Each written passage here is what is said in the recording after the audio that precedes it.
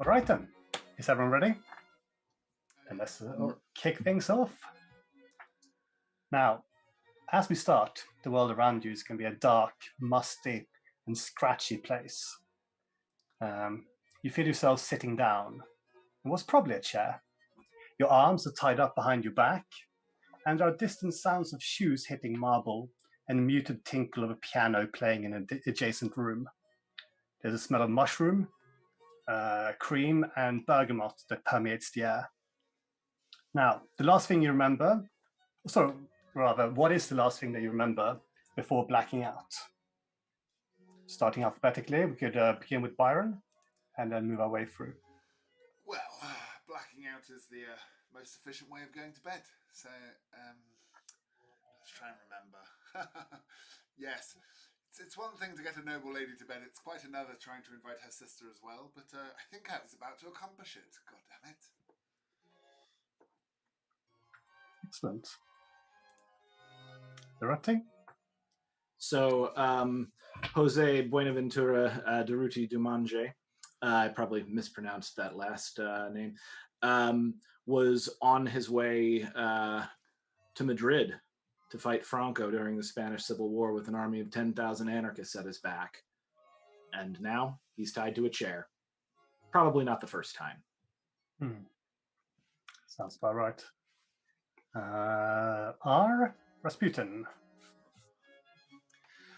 I think the last thing Rasputin remembers is floating injured in the Neva River, and maybe seeing some visions of the Koscheer reaching out to him, and he blacks out, and he wakes up where we are. Sounds very likely. And Master Tesla. Tesla had been experimenting to produce wireless lighting or wireless electric power distribution in one of his laboratories, in the hopes of finishing his Warden Cliff Tower project. And he'd fallen asleep at his worktop after a heavy night.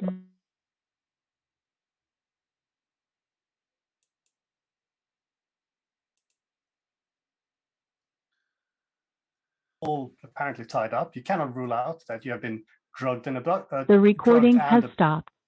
Abducted. It keeps on popping up saying recording starting and stopping, but I will.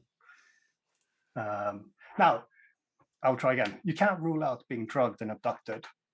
Or, and I don't want to point any fingers, you can't rule out drugging yourself and being abducted, Byron. However, someone has seized you and deprived you of your liberty. What is your reaction? I think nothing first self-incriminating. I'm going to work out who I can charm my way out of this. Durruti is check for his own injuries first. Check for injuries, see if he's okay, and wait. Okay. Durruti's going to test the ropes, see if they feel like he could break out of them. They are very, very firm. You could try rolling a strength check just to gauge.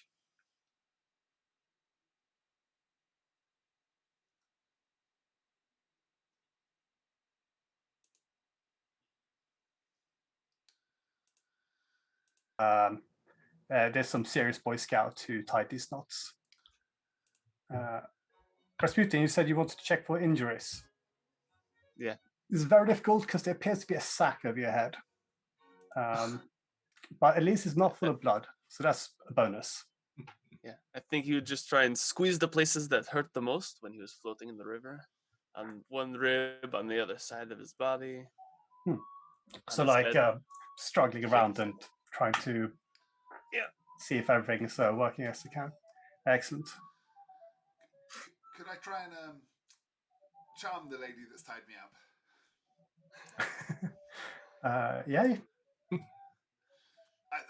I say, my dear, this has all been rather fun and exciting. But I would love to gaze upon your beautiful visage once more. The rest of you hear Byron's voice. It's an English voice. Those who speak English obviously can tell that it's quite antiquated. those who can't speak English have no idea what's going on. I'm going to say first in Spanish. Okay, who's that and what is going on? I speak fluent Spanish, so I will reply in English for the benefit of the audience. But I'll say, oh, I didn't realise there were gentlemen here too. The plot thickens. All right, well, I'm not against that.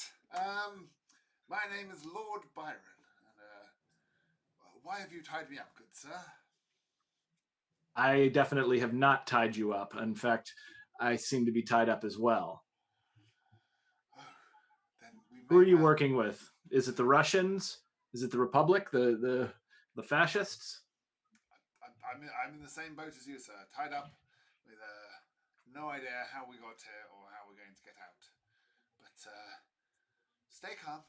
I've got out of worse shapes than this, let me assure you.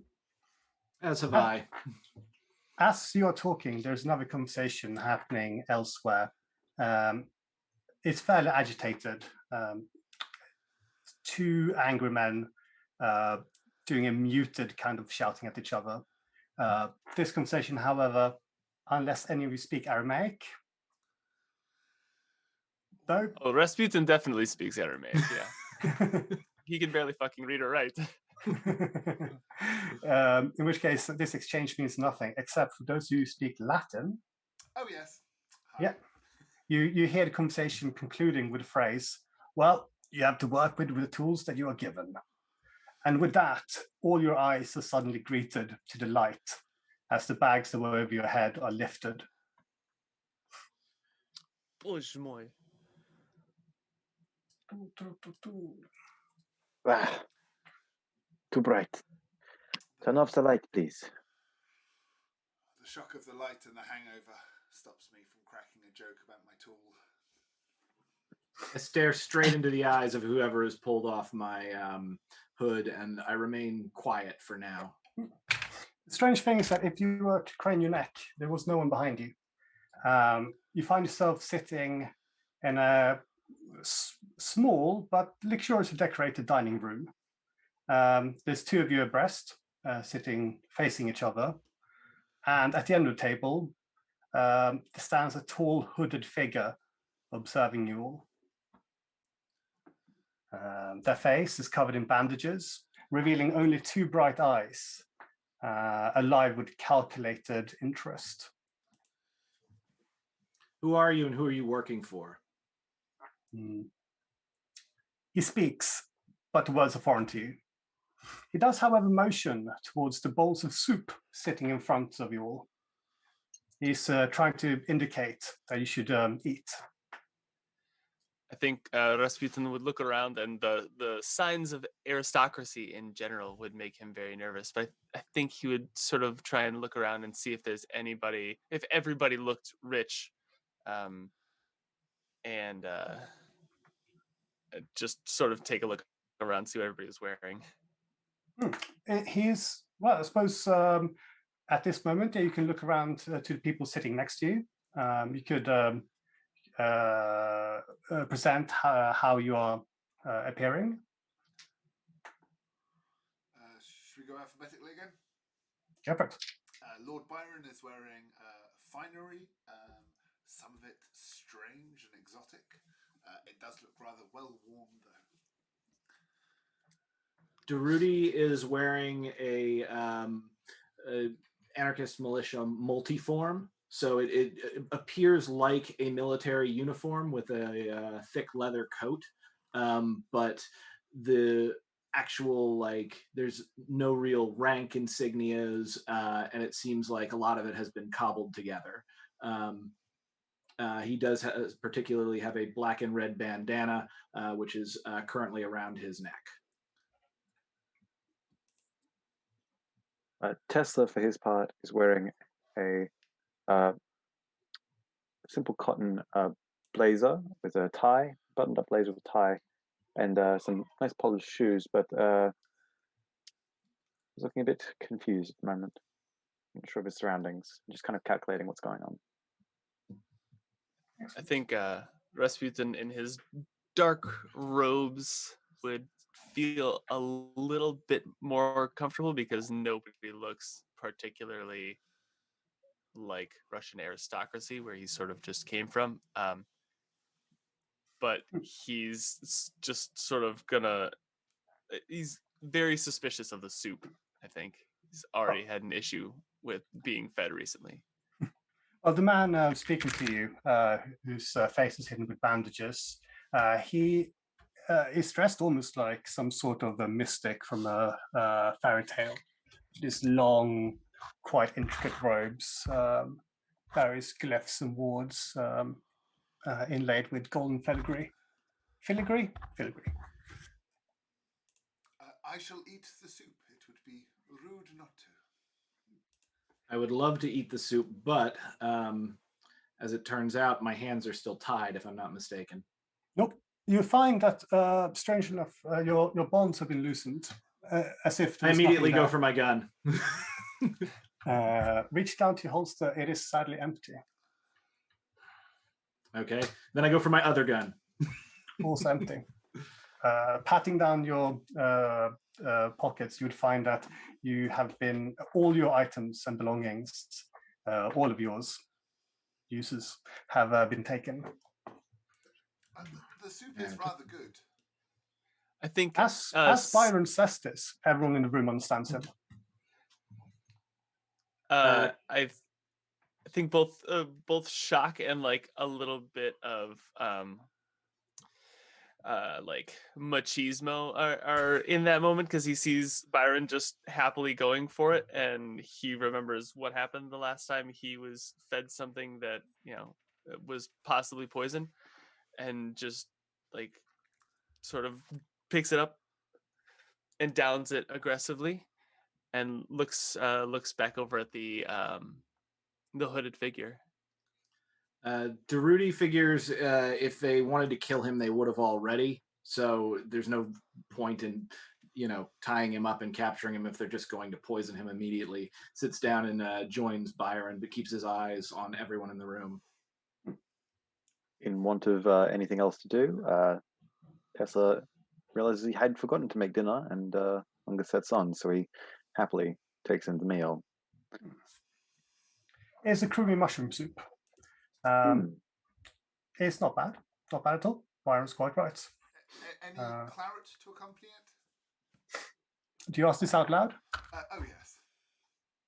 If I might be so impertinent. The man motions towards the glass in front of you, and you see it, the water that was within turn bright red. Lord and Savior Jesus Christ, you are a good man to have at a party. Cheers. And again, everyone at the table understands him now, as if he was speaking in your own language in your head. I think before he took a drink or ate anything more, Rasputin would lean in, and now that he hears somebody he can understand, say, in Russian over to Byron, "You seem to know what's going on here. Can you tell me why we've been brought here?" The man has tied us up and is feeding us and getting us drink. I presume it's some weird sex thing. I know as much as you, but let's roll with it. The wine's rather good, by the way. Gentlemen, thank you all for taking your time out of your busy lives to attend me here. Now, you have all been handpicked for a very specific task. You see, an associate of mine has disappeared. We have, however, narrowed it down to time and place where he may be retrieved safely. I will need the four of you to go to Paris and find out where. There's five of you. No, there's four of you. I am very bad at counting. I will try it again. I will need for you to go to Paris to find where he is hiding, and then bring him back to us. We shall, of course, reward you handsomely for your success, as well as allow you to return to your previous lives unmolested.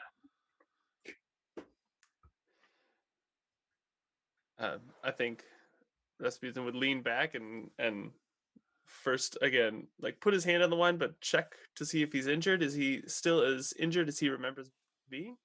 You are in full health. There's no signs of stabbing or shooting. I think he would shrug and take a slug of the wine and say, "Why should we help you? What is in it for us?" I mentioned handsome rewards and the ability to return to your lives. While a reward sounds good, I was leading an army and I need to get back to my men immediately. I'm sorry about your friend, but I don't have time for a trip to Paris.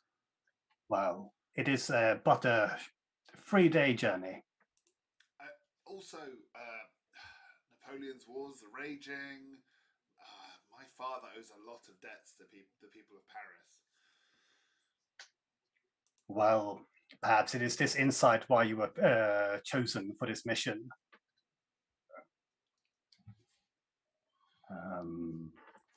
Of course, if you are unable to aid us, then sadly we may have to delete your presence in the current timeline, which means that this meeting can never have occurred. You will feel nothing. You said timeline. Could care to elaborate? Where are we? We are in my house.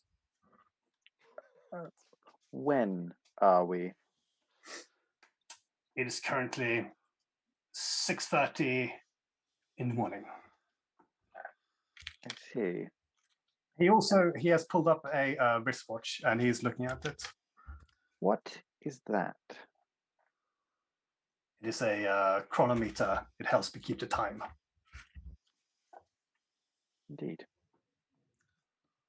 Very finely made. You're a man of science. Trinkets such as these are but baubles for me. We may gift them to you if you are successful. You said handsome rewards. I am in need of patronage. I cannot speak for these fellows, but I can do many amazing things with a bit of money in my pocket. Your financing would go a long way. Certainly. I'm in need of weapons. Can you provide them? We have weapons. We have gold. How many weapons? And what condition are they in? And how much? And do you have enough ammunition for them? We could provide you with a device that would level a city. We can provide you with machines that would rain death upon your enemies from higher than any of your current so-called airplanes. That is intriguing. As he takes another slug, Rasputin will sort of mumble to himself, "Rewards sound fine, but I'd be all right if I was not returned to my original timeline." Takes another slug. Drushi says, I don't understand timeline. Is this a translation? There's one timeline. For us to meet now in 1789, you had to be removed from your previous timeline. But it's 1936. Rasputin spits out Spit take. Exactly. A spit take. Yeah, exactly what I was thinking. 17 what? It is currently 1789. There's a young Wired, 1 year old, running around, soiling his undergarments. What a vision. 17. That is either impossible and you're mad, or this is a very interesting conversation we're about to be having. He's going to point to Rasputin. What year was it when you were last awake? 1916. And pointing to Byron, and you? I've apparently travelled 25 years in the past. And you, sir, in the military uniform? 1936. Fascinating. And why France? Why us? There's an associate of mine named Benedict Rose. He went to Paris as a tourist last year, and he has failed to return to us. His existing presence in the timeline is catastrophic, to say the least. We have a 3-day window to procure him before the world is destroyed. And at this, Rasputin will chuckle a little bit. This must be some sort of joke. Hey. Well, we don't joke about time here. Well, sometimes we do. We make a lot of jokes about time here, but not now. This is in earnest seriousness. You were picked because your presence have been calculated not to interfere too heavily into the timeline. It was a very laborious calculation with a lot of variables, almost 8 billion variables that I can think of at the top of my head. And so we need you to make a decision very quickly, or else this meeting will not have occurred, and neither will you. If you control time, how can you return me to before this meeting took place? If you are successful, yes. I'm in. I fight for glory, and you had me at handsome. France sounds a hell of a lot better than where I came from. Slugs of wine. As long as the weapons are what you say, I will play along. You could roll an insight to see if the weapons are as good as it says, but... And with a bit of patronage to support my endeavors back in America, I will gladly join you. Could I check on this wine? Yeah, what are you checking? Nice. The grape, the vintage. Yeah. Absolutely. Roll for taste. I don't know. History? Yeah, go for history. Yeah, I was thinking like something sensation, History, but yeah, go. Nature, perception. Just roll a straight wisdom roll.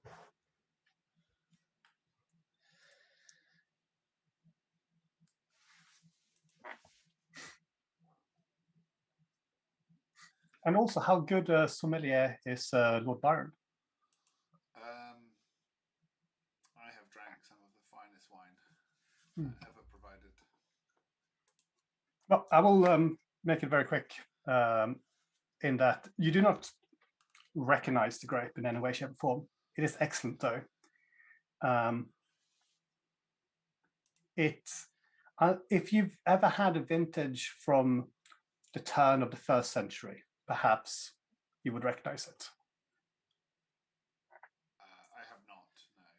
No, it tastes like anything I've ever had before. It is a remarkably unique flavor. They don't make wine like this anymore. Yeah. Well, I trust this man impeccably, and I urge you all to as well. I'd like to insight check and just I want to see one. I guess I'm trying to. Are all of these people crazy and lying to me? But yeah, you can. That's a sensible. Yeah, go for it. Yeah, 19. 19. Okay. His voice and cadence don't sound correct. You can't tell anything from his facial muscles, obviously, because bandages. Slight shiftiness of the eyes. He's holding back a lot of information, probably because he appears to be stressed, possibly in a bit of a hurry. All right. Well, I think as Rasputin will kind of just shrug and be like, "They're taking me to France. Less likely to be shot there." We'll still sort of like I just look around the room, see if I can sort of perception check, maybe see if anything in the room looks like maybe this is like a Russian aristocratic house and he's being tricked in some way. Yeah, roll history. History. My solid +0. Or perception. 16 on a history check.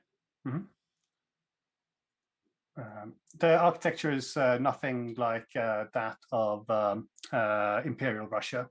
You know, you can tell that much at least. It's a little relieved. Little relieved. Do you want to do a perception check? Oh, sure. Yes. That's an 11. 11. Okay. Everything looks absolutely normal. Marvelous. He shrugs and says, "Take us away." Is everyone accepting? As long as you Yes, return my weapons and you give me the new weapons at the end of this, we'll be good. Absolutely. Now, the hooded man, he picks up a small silver bell and rings it. Ding, ding, ding, ding. A short man in a black suit, midnight black suit, steps into the room from a side door. Now, Mr. Dowager here will facilitate any further assistance that you may require. He will also provide you with any items that were upon your persons when you volunteered to meet me here. Now, when you've captured or when you have apprehended Master Rose, please bring him here, and Mr. Dowager will do his best. Sorry, we'll do the rest.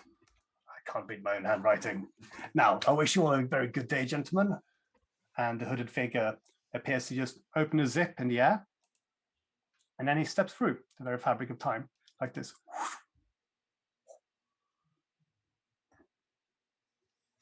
Now, disconcerting. those of you watching it find it very, very nauseating to look at. Mr. Dowager, he will cough politely and show you to the side door that he stepped out through. Gentlemen, please follow me. And he will take the lead, like a small penguin will wobble into the side door. I think Rasputin will get up, but still staring at where the world around him tore open, just not really want to turn his back on it as he walks out.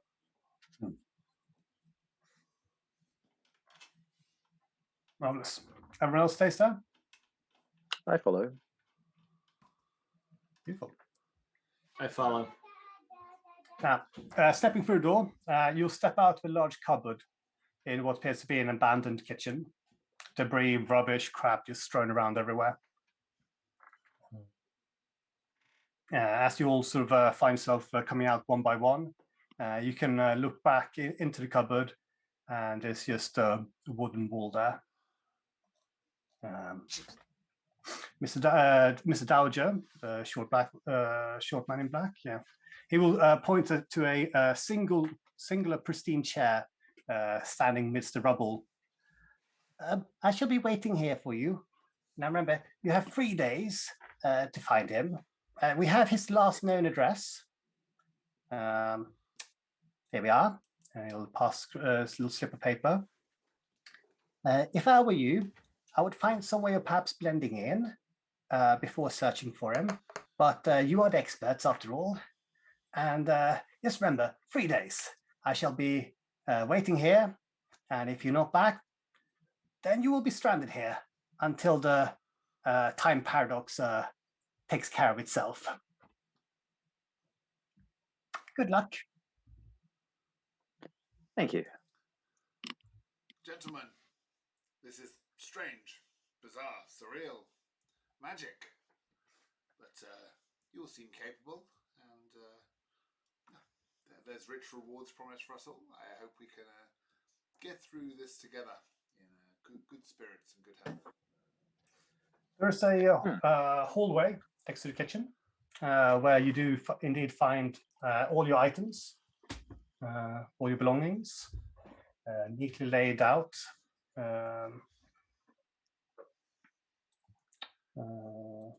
And yeah, stepping out into the world.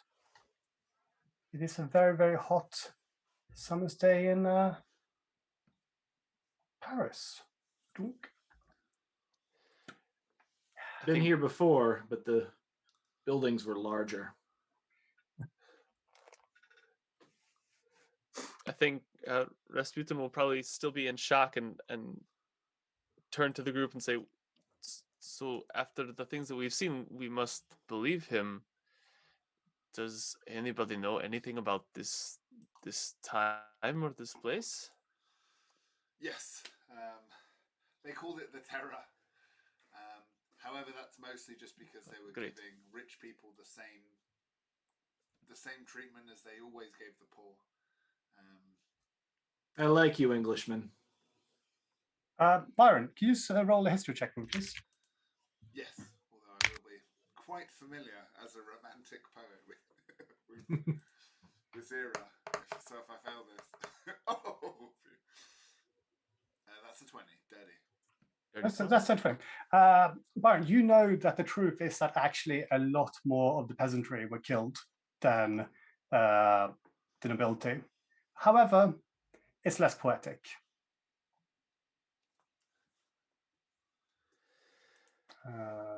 Also, you would probably also know that the terror will start in about 3 years. Right now is a time of hope and liberty and revolution. Now's the fun bit. In fact, do you remember which date it was?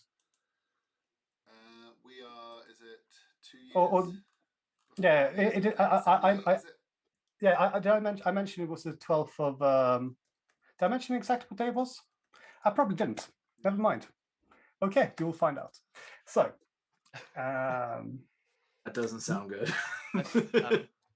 But walking through the streets, you find that it's all relatively deserted, indicating also based on the churches pealing that it is a Sunday morning. So the streets are relatively deserted, people are at mass, which leaves you pretty much most of the city to yourselves. There's a couple of either non-believers or dirty heathens working on a Sunday, milling around. And those that you do see in the morning, they'll give you wary, slightly suspicious looks. Only Byron really blends in. And even then, you'll find that everyone's basically dressing like your parents. I think Rasputin, hearing the church bells and seeing people coming out of church, will immediately pull out his little Russian Orthodox cross just to try and look a little bit less like a shabby old man and more like a man of importance. Priest. But he's still a shabby old man. Oh, he's in his 40s. Sundays. Durruti grimaces. Ladies dressed in their finest, ready to sin. I immediately get sort of a chuckle from Rasputin. So he gave us an address. Does anybody know this city? How are we to get to this address?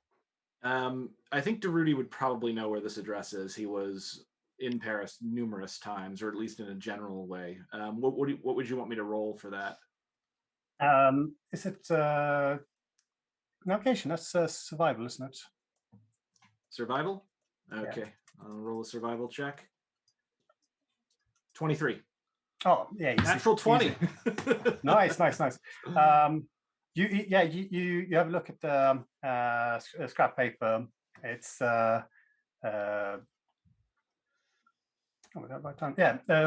Rue Dominique. I apologize to anyone who speaks French, but you remember it because it's just to the west of the Cordelier district. All right. Well, I say, comrades. And also looking around, you find that base where the river is and everything. You know these streets. You know where you're going. You're heading west, basically. All right, comrades. I know exactly where this is. Follow me. I'll get us there. Good. Glad we know the way we're going. Out of curiosity. Best to look Catholic, yeah. Yeah, and He also flattens down the part in his hair. Toby, out of character, him using the word comrade would that trigger anything for yes, well, Rasputin at all? it translates to Tovarish, but because Rasputin, I don't think you would have been hanging out with revolutionaries, so it No. probably you wouldn't kind of because basically the term would only become infamous after you died. After. Okay, Yeah, just so curious. the term at the moment just means friend in Russian. Party. So he's just called like a comrade, basically. Okay. Kamrat. Tovarish. And also with Durruti's excellent survival roll there, you are able to not only take a very, very sort of expedient route, you also, a little bit self-conscious, but perhaps how you're dressed, you're able to circumnavigate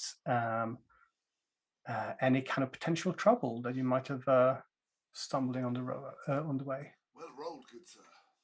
Yeah. Let's hope it's the first of many. Yeah. I have a feeling you'll use up all your luck before combat. Then I'll just spray bullets recklessly. Marvelous. And so you find yourself at number, let's say 24 Dominic Street. This will be relatively straightforward. Yeah, we'll be done in a matter of hours. He says as he finds the front door just locked. Is there a back door then? Perhaps we should knock. Yeah, I think Rasputin would hold up his book, his tome, and place his cross and try and knock and act as pious as possible. Gentlemen, in my experience, it's always best to try the front door, but have a back door option. Why don't we split the party? Split the party. Why don't we? Let him go to the back if he wants to go to the back. I'll head around the back. Who wants to flirt with the front door? Who wants to smash in the back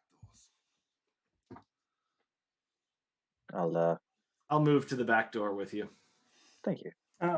So getting to the back door would be getting to the back door is more trouble than it would initially have seemed, because this is a row of houses.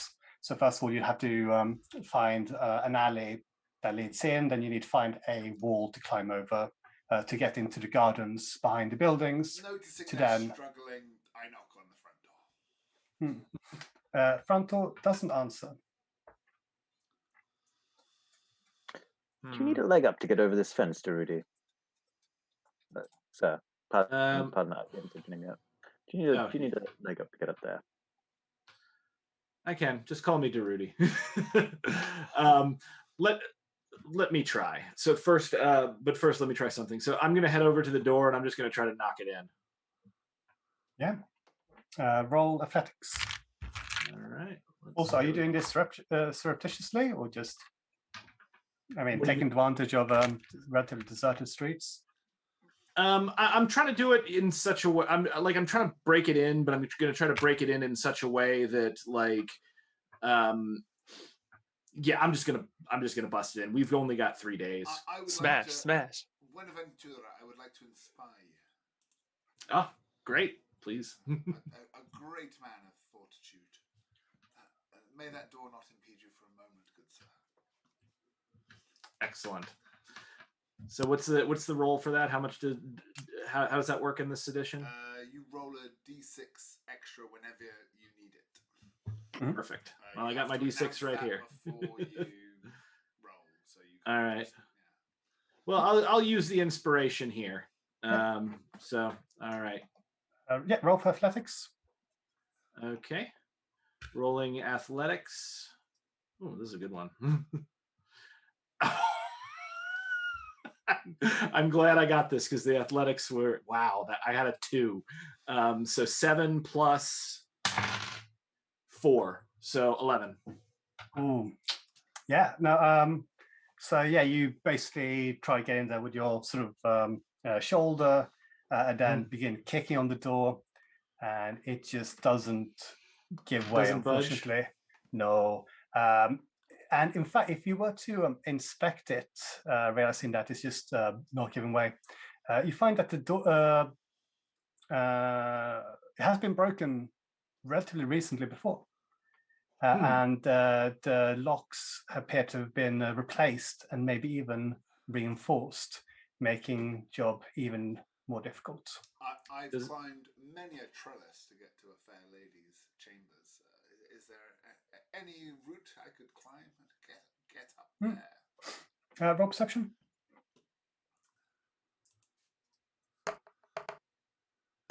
That's pretty bad. 8. 8. I mean, it's basically just looking up the window and you see that up on the 3rd floor, there's indeed an open window. Is there any way to climb up? You don't see an easy route up.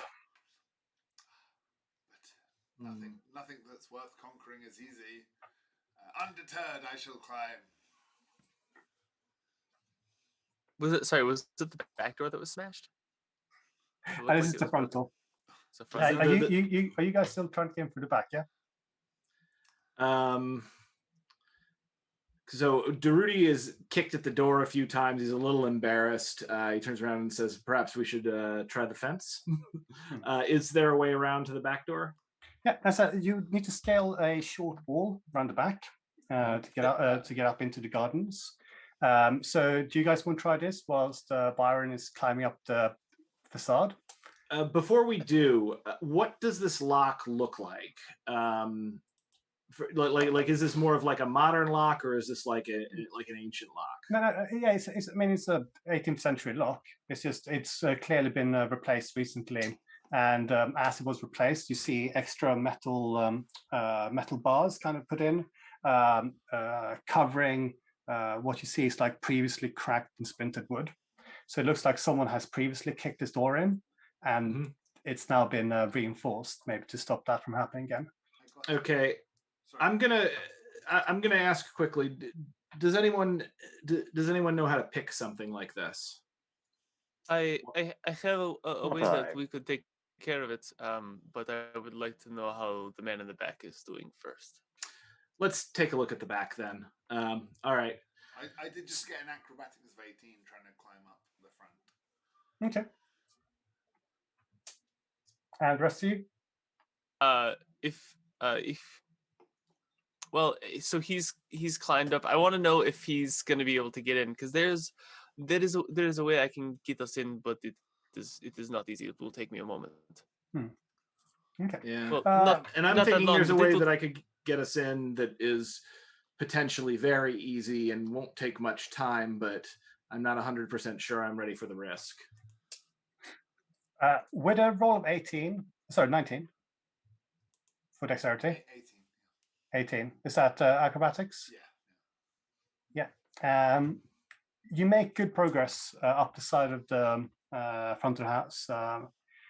You've cleared. You managed to get up to the 2nd floor at least, finding things to grip onto, protruding bricks and things. You feel that with a bit of strength, you might be able to heft yourself up to the next floor. Byron.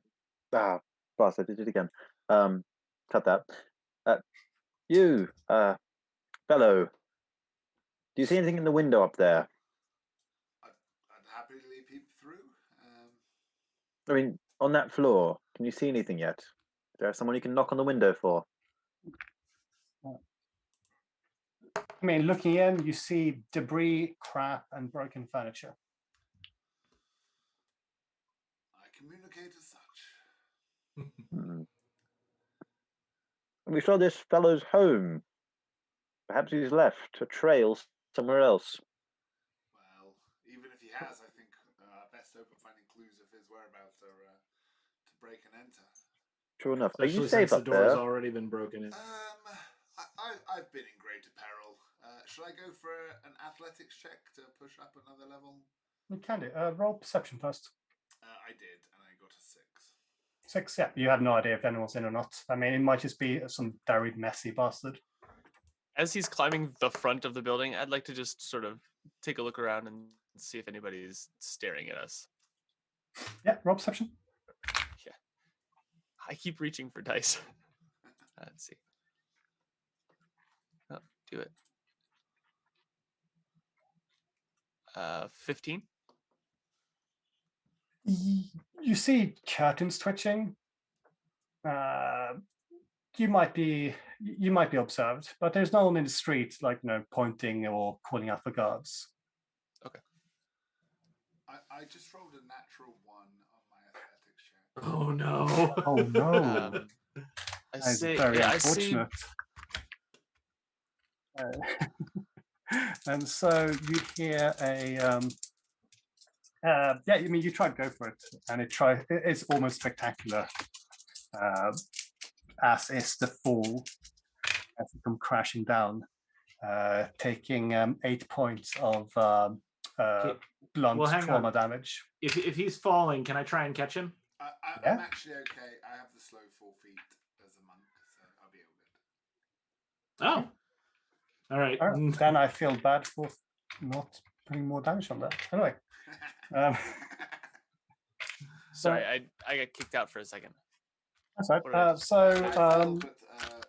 But Durruti, I mean, you don't know he's got magical monk-like powers. Do you want to try to catch him? Yeah, I'll try and catch him because I think Durruti would probably do that. Yeah.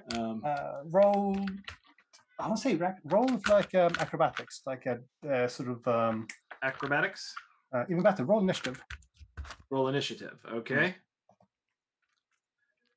14. 14. Yeah.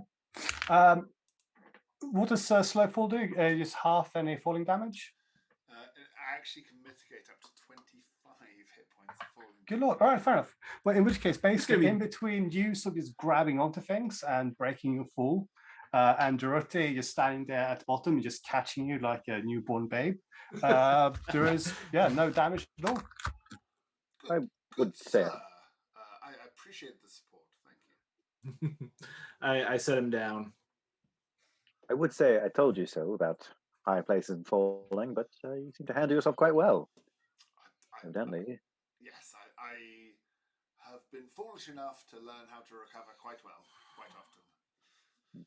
Let's look around the back. Can someone boost me over this fence? If we must get in, I can get us in. Just give me 1 second. And he reaches in his cloak, and what you see in his hand is a wooden egg, but it sort of rattles when he moves his hand. And he holds it up to the door and shakes it a little bit near the lock, and hits the lock with it. And I'm gonna expend a spell slot and cast knock. The crazy hairy guy with you just produces an egg and opens the door. It looks like he's sort of just shaking the knob and tapping the lock in a weird way, and does some voodoo, and the power of Christ compels the lock, and the door's opened. As you the priest has hidden depths. Who would have thought? Right. All right. Inside the place is an absolute mess. It looks basically like the abandoned house that you all came from, except that the destruction around you, it's more recent and it's more deliberate. This isn't like old age and neglect. This is burglars or a small squad of people who've come in. Durruti, you think police? Sort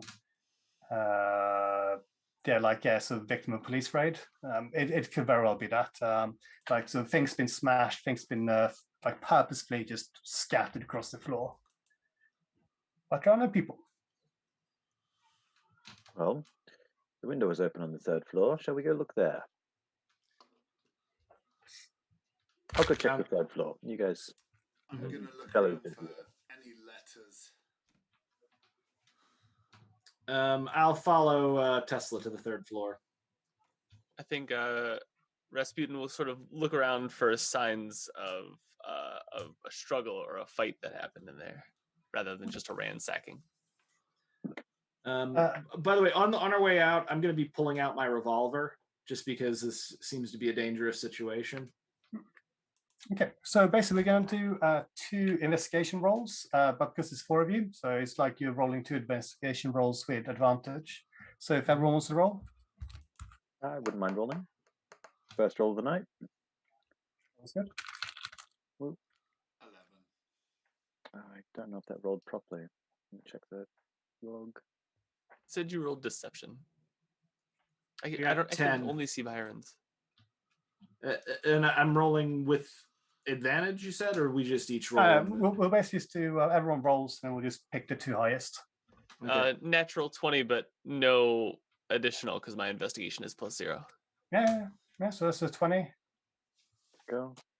Hey, natural 20 from me as well. 27. wow. Oh, that is very good. 20s. Right. Rasputin and Tesla, can you both roll medical checks for me? All right. Yeah. I can Oh. read that. That's a 6. That's a 2. Natural 1. Okay. That's a body. No, I don't know what I'm looking at. Yeah. This dead rat clearly committed suicide. No. So yeah, you basically turn the house upside down. You're following someone else's footsteps. Clearly, someone has already turned this place upside down, which means that Byron, you do find a bunch of letters scattered on the floor, trampled. To your great interest, you read a few lines, and they are incredibly erotic. You find 6 gold pieces in local currency scattered around the place. You also find hidden in a secret compartment in a desk a signet ring bearing an unknown sigil. And finally, I think Durruti just poking at a floorboard that's a bit too creaky. You find a pistol with 8 shots hidden underneath. Interesting. And is the pistol like what like how old is this pistol? Is it contemporary? Contemporary flintlock. How erotic are these letters? French. They are French erotic. They are written by a woman calling themselves Florie, and they are addressed to a Benedict. Ooh la la! Byron will ignore everything else and be engrossed in the letters. I'm gonna pocket the flintlock. Can never have too many. Can never have too few guns. Yeah. Marvelous. Now, what you don't find, however, is any. You don't find overt signs for a struggle because you guys aren't a CSI crime squad. But there are a couple of bloodstains. Could be recent. Could be a bad paint job. Who knows? I wonder if he was squatting here and this was already a trash heap, or if he had to leave in a hurry and they came looking for him, or I wonder what happened here. As you say that, you hear a loud banging on the front door, followed by a voice shouting out, "Mr. Rosé, this is your final warning." Do I glean anything further from the erotic letters that I'm reading for a second time? There's a very horny woman called Florie somewhere. We must find this Florie. Yes, that is the submission, guys. Side quest for us. The B story. I think. With time investigation, there might be more. But yeah, sorry, go on. I think Rasputin would sort of shrug to the group and then gesture towards the door and try and like pull out his cross and look pious and move towards the door unless somebody is clearly like, don't go answer the door. Tesla's just walking downstairs with the dead rat going, well, Found this. I will answer the door. You don't have time to answer the door because are you quite surprised? Or, not, yeah, a little bit surprised, like someone who thought it was going to be a lot harder than it really was. There's a man, a large, bald man, just comes crashing through the front door. He's got a cudgel at his side. Behind him, you see 7 similar large, brutish figures, as well as one slightly weasel-looking fella in a very nice suit. And this guy's just crashed through the door. Yeah, and he's got a pry bar, like a pry bar in his hand. It's called pry bar. Mm-hmm. Durruti is going to pull out his. He's going to pull out his revolver and his Colt 45. Stop. Whoa! Where did you Who are you? Diplomacy. We are people owed money, and when we are here to collect on our debts. I presume you're the same. Roll persuasion. With pleasure. Yeah. If that fails, or deception. I'll Sorry, roll deception. You're not trying to. You're just lying to this man. 17. 17. All right, that is very, very plausible. The large man visibly relaxes and straightens himself up and go, "Well, we're the bailiffs. We're working here for this here Mr. Lapin. This is his property. There's been a. Have you seen the tenant around, Mr. Rosé?" Sadly, not. But you may be the bailiffs, but we were here first, and we will be taking first claim. Which company are you working for? I'm going to bluff and say a random word in French. Like a random surname, I suppose, but yeah. Yes. Le charcuterie. Butchers. The fog, he bluffs and goes, "Oh yeah, I've heard of those. I've heard of you guys." He hasn't, but he doesn't want to demonstrate that he doesn't know who you guys are, for like fear of losing face or something. I'm gonna put the charm on, switch gears, and be like, "But look, we could do with combining our brain power. You seem like a smart bunch. Let's work together and find this fella." Rosé hasn't paid. The large bailiff, he starts saying, "Well, Rosé hasn't," and then the weasel-looking man goes, "Well, that's quite enough, Claude. Perhaps you and your fellows can go in and start finding compensation for us. Now, greetings. I'm Monsieur Lapin. This is my property. Rosé hasn't paid rent in 2 months, and we are now taking this place. Have you seen young Benedict anywhere?" A landlord. And look, let's do a deal. You're welcome to anything you find in that house. We are just trying. It is my house. Of course, yes. I misspoke. But we want to find Benedict. That we need to speak to him directly. Well, he's a miscreant and a wastrel. If he's not here, he's probably out drinking and whoring. Where? Absolute scum. Sounds like a mission that we have to accept.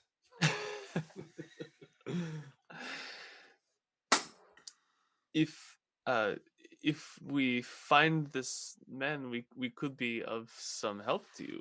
If you have any clues as to where he could be. Well, I'll tell you what. For a start, why don't you hand over the things that you've already taken? You've clearly done a number with this place. I should be suing you just for damages. Durruti steps forward. That is absolutely not happening, comrade. And I'm gonna roll intimidate. Okay. Yeah, I'm gonna have to roll for giving a shit. 16. He steps back, sensing the violence in your face, but he is slightly bolstered. He still has a few of his thugs around him. Well, Monsieur, The way I see it is, you have destroyed my property. property is theft. I think to try and cool things off, Rasputin will step in with and like have his cross like prominently displayed and say, "We're not the type of group to steal things, sir. We are merely looking for the man. We look for no compensation from the things that you own." Persuasion. But why have you wrecked my place? Oh, yeah, you can roll persuasion if you want. And he'll gesture to his his age and the fact that he has only like a walking stick and a book in his hand. Do I truly look like I could have done this type of damage? Yeah, like having a man of God amongst you, and also he looks around and it's like none of you appear to be large burly men who've come here to destroy all his property. But even so, roll persuasion. Persuasion.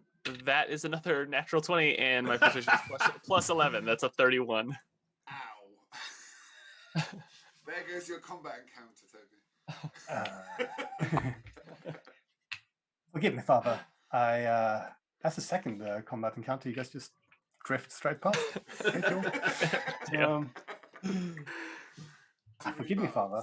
I did not realize that it was a man of God. Well, that certainly puts a damper on things. But please, Father, why have you destroyed all my? Well, this. Why have you destroyed this house? What were you even looking for if you were not trying to extract wealth? Just like a landlord, always talking about this extracting wealth. They were looking for the man. They told me that the house was destroyed. I followed them occasionally looking for poor who are squatting in places like this. My group and I run a halfway home. What I am trying to ascertain is it you who are responsible for the damages? Of course not. I can't say that without laughing. I don't know why. Of course not. Okay.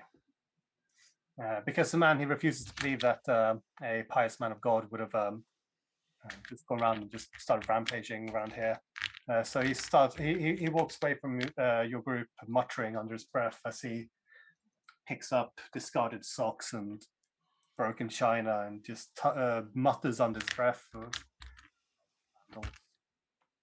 Well, there's a phrase not invented yet. Even so, you guys are pretty much out in the clear, although you have no real indication where your quarry is. Oh, gentlemen, I think this is my time to shine. To the brothels. Yeah, looking through the letters, there's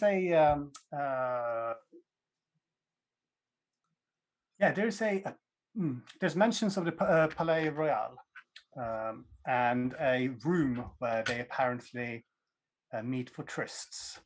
This woman and Mr. Benedict. The Palais Royal, as you remember, is the sort of hotbed of libertine activities in Paris at the moment.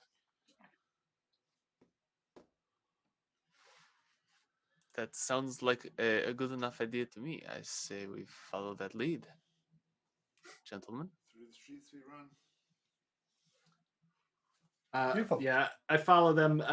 But on our way over, I want to say that was handled fairly well, and the priest has proven himself twice now, to my amazement. But I would know who it is that I travel with. Yeah. I suppose you would, wouldn't you?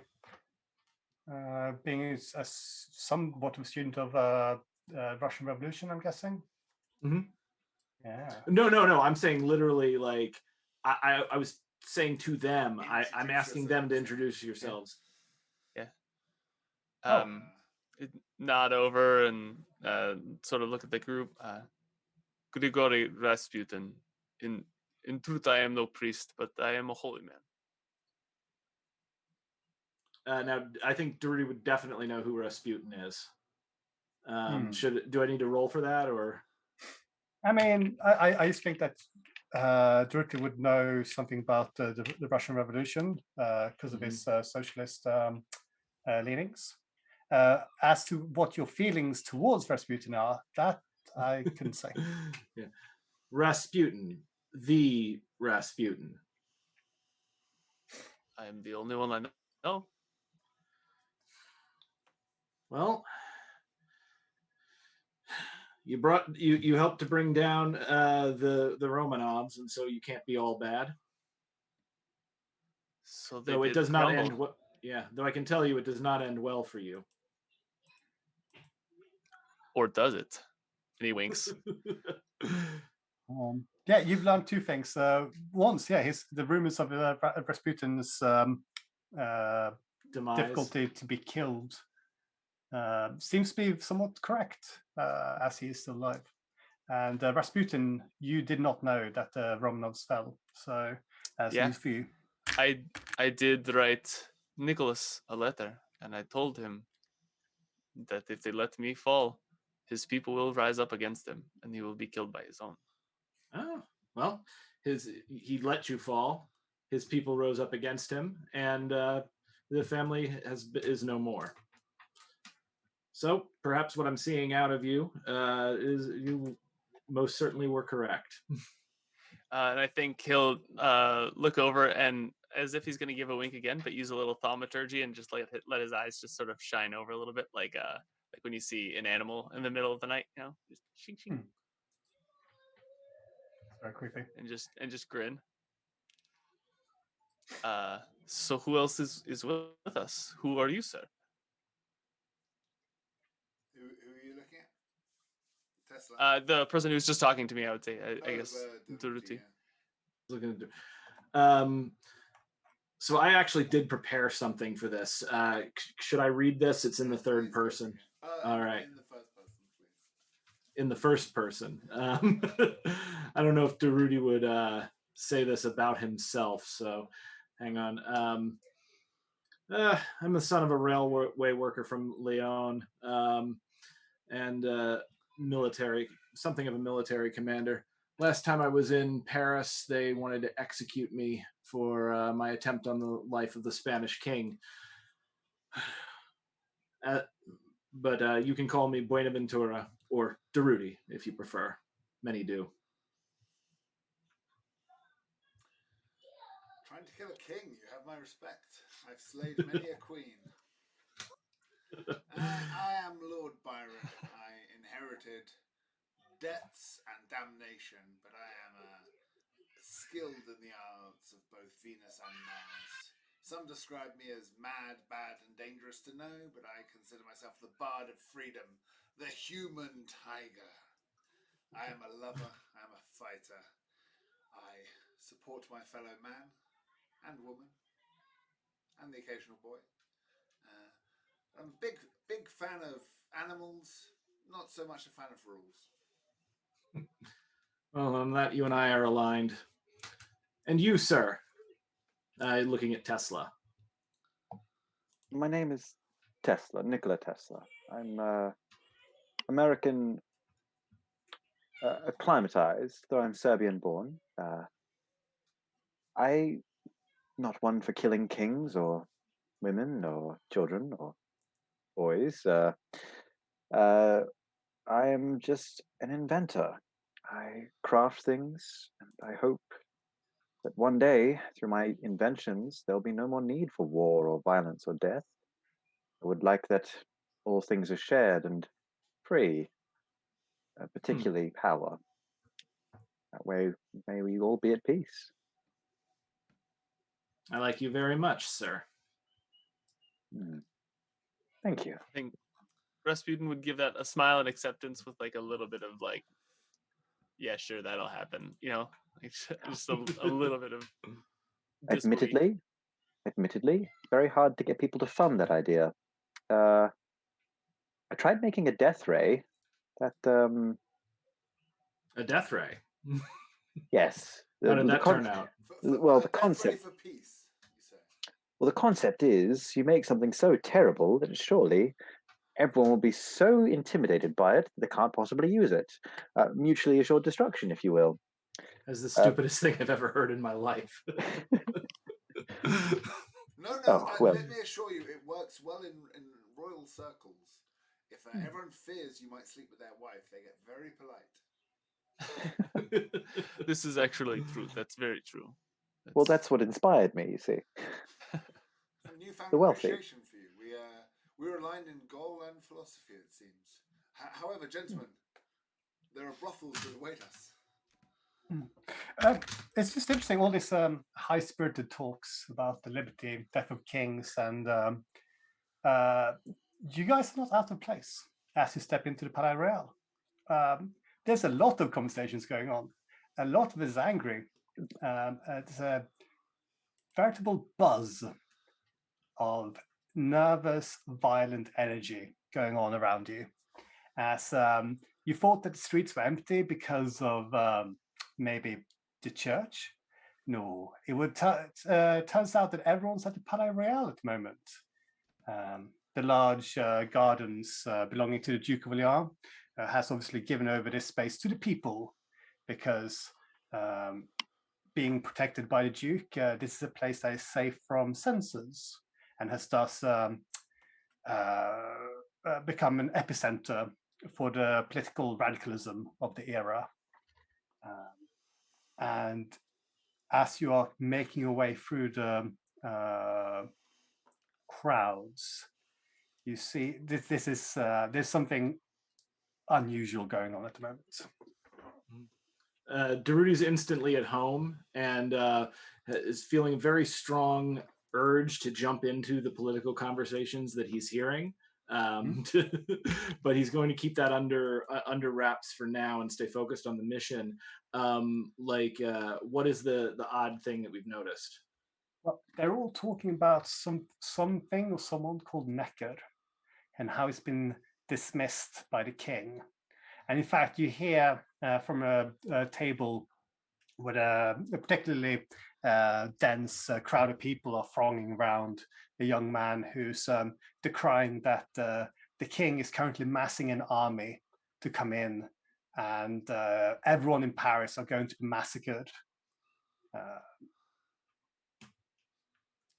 I think Rasputin would know that they're walking into there's either a place that they would meet or a brothel or something like that. I believe that we're meeting in. So knowing that that's not really a place a priest would be, would tuck his cross back in, try and hide his little tome. You do not feel. I mean, you wouldn't look that out of. Well, no, you are actually very much out of place. People around here, you see poorer people.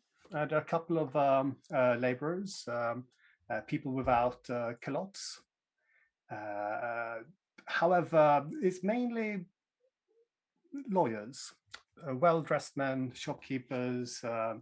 There's a certain bourgeoisie theme going on all around you. But even so, they don't seem to be paying you very much in mind. Now, Byron, roll history for me. Yes. So I'm familiar. I'm going to pick on you because you are closest to the timeline. Sure, I'm familiar with the period, but the exact year escapes me. I shouldn't have had the wine at 7 in the morning, but that will be a 16. 16, excellent. From what you can recall from the Palais Royal is that the prostitutes would usually be hanging out on the second floor or in the upper galleries, and perhaps that's where these liaisons are happening.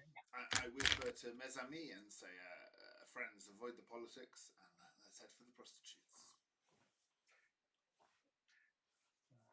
You'll not have to tell me twice. Fair enough. All right. So pushing way out through the crowds, you make your way upstairs to the second galleries.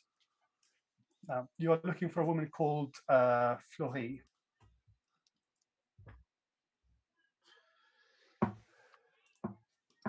So, Go ahead. So Durruti is going to walk over to the nearest worker as he sees her, and he's going to ask specifically, hello, Hello, Senorita. Can you please direct us to your friend Fleury? She looks up.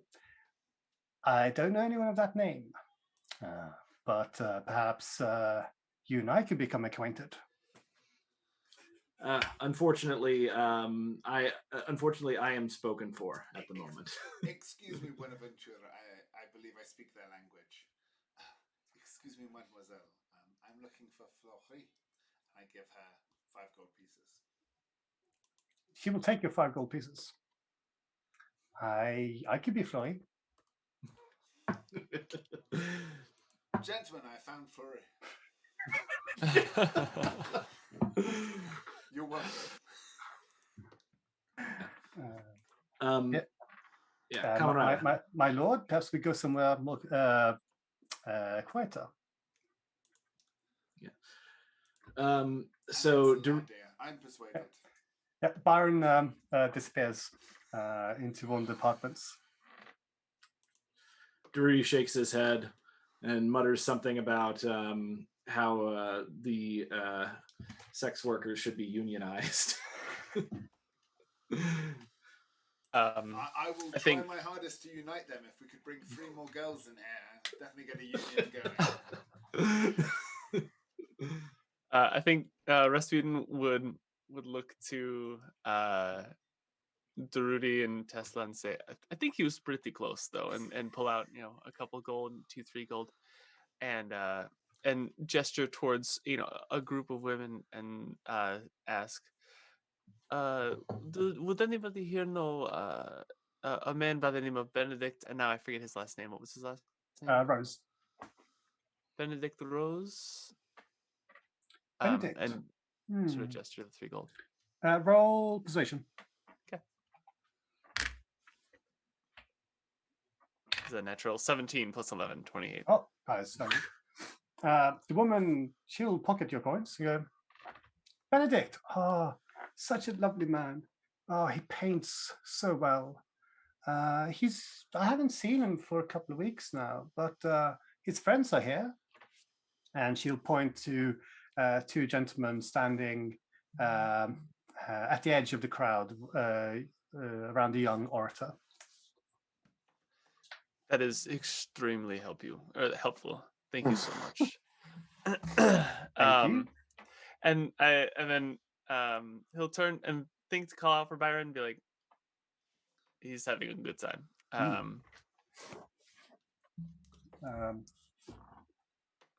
I suppose it's the late 18th century. No one was put off by your smell either, Rasputin. I mean, you don't even have disadvantage to your Christmas checks. Yeah. I mean, that's actually a good point. Yeah. It's a good place. It's a good place in time to be right now for. Had it not been oppressively hot, it is so hot right now. The air is just thick and humid, and it's almost tropical. And in your sort of Russian cassocks and things, you are probably just pouring with sweat. In fact, you all are. I mean, possibly Durruti, you're used to Spanish climate, but it is oppressively hot at the moment. So I'm probably going to open my my leather jacket.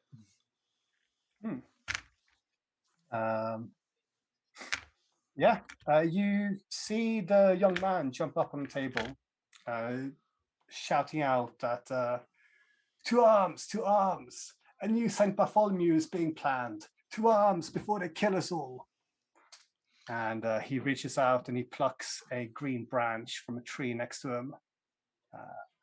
And the crowds start going absolutely bananas. People are shouting and screaming, and the crowds are moving. You also see the young man pointing off into a distance. There's a glimmer of muskets and bayonets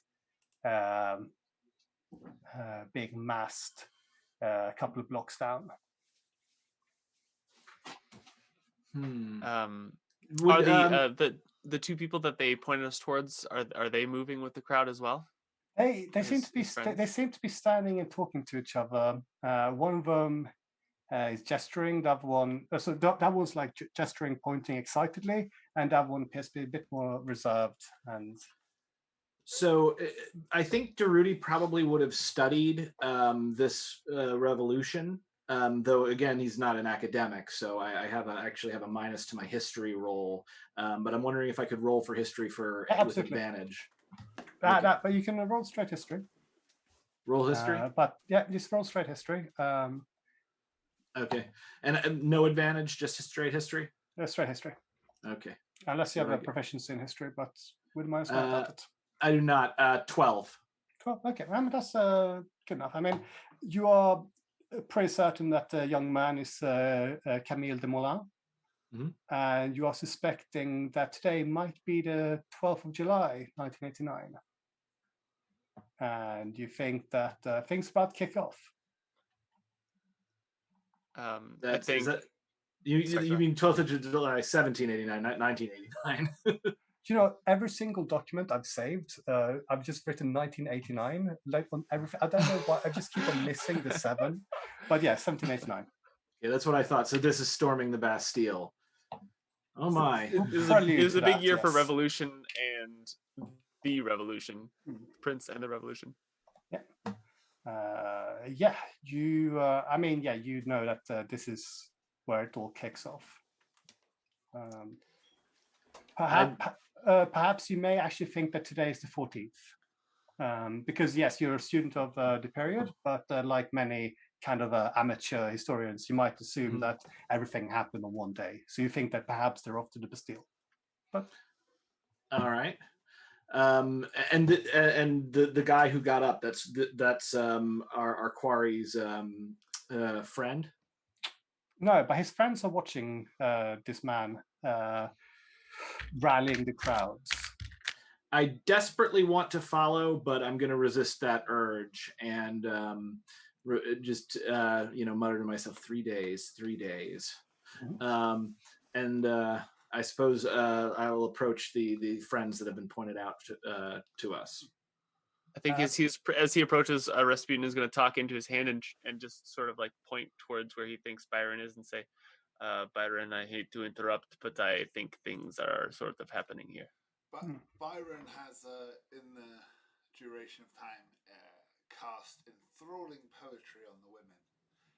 And, 4 of them need to make a wisdom saving throw, or they will be my loyal allies for an hour. Okay. That rules. Is that a real D&D thing? That is the sort of bard I am, yeah. That is awesome. That's a not natural 20, an 8, a 10, and a 22. I have 2 allies. You have 2 spellbound women. Yeah. For whatever reason, Byron comes stumbling out of this little side room, and there's just 2 girls kind of following you, sort of putting clothes back on, and like, my lord, you leaving already? No, please stay, my lord. It's just politics. Then come with me, my ladies. We have more to do. I've just taken 10 gold off, shall we say? That's the usual rate. Okay. Yeah. That's absolutely fine by me. If you want to, yeah. It's like with the system where pay as much as you like, but 10 gold is absolutely fine. You've set up some prostitutes up for the rest of their lives. The 2 men down in the crowds, they are leaving. Durruti said that he was going to approach them. He's still doing that? Yep. So you're heading down there, yeah? Rest of you? I'll follow, but stay behind. This seems more like Durruti's scene than Rasputin's specifically. Yeah. So I'm going to call out in French to them because Durruti is fluent in French. Comrades, a moment of your time, please. Okay. They turn around and go, Monsieur, who are you? Who I am is not important. We're searching for what's the name of this person that we're going after? Benedict Rose. We're searching for your friend Benedict Rose. His landlord is furious with him, and we need to warn him. Benedict? We have not seen him for weeks. We were afraid that something had happened to him. I think something may have in fact happened to him. Where did you see him last? Did you have any idea where he might be going? No, but perhaps his mistress will know. His mistress. They were inseparable. He had pretty much moved into a house since the burglary. And whom is his mistress, and where can I find this house? It is Floride Charpentier. She is. No, wait a second. Who are you? My name is Durruti, comrade. And trust me, I'm a loyal friend of the revolution here, and I simply want to make sure that your friend is safe from those who would do him harm. Revolution. And who are these fellows? Are they your accomplices?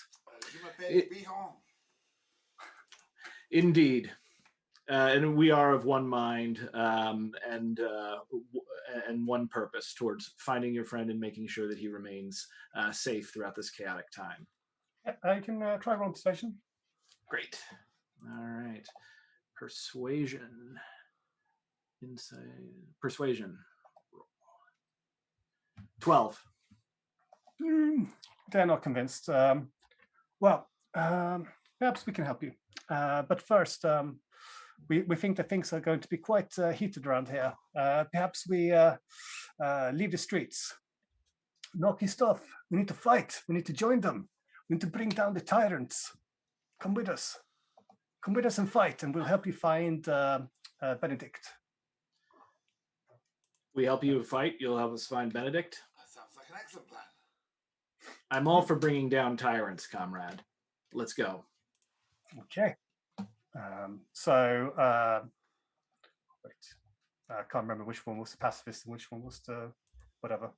I think, David was the one who wanted to fight. So he's beaming. The two gentlemen, they introduce themselves as, I'm Christophe. This is my friend, David. David, he's very, very excited, whereas Christophe is a little bit more standoffish about this idea. But even so, you join the crowds. Could I take a moment to express concern for Tesla, who just seems a meek, mild old man, and offer him one of my pistols?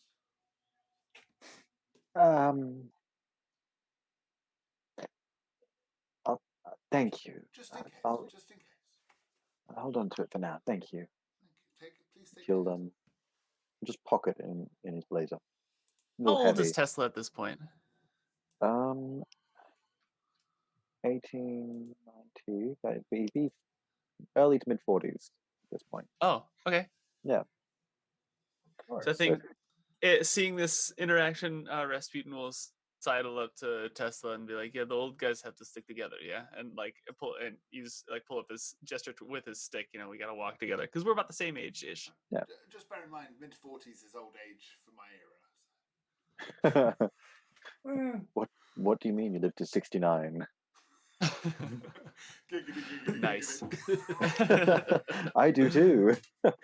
I don't want to be that person, but actually, if you survive past the age of 12, chances are that you'd live to ripe old age.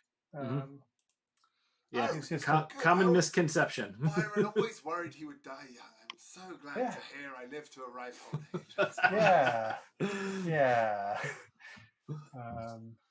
That's a great comfort.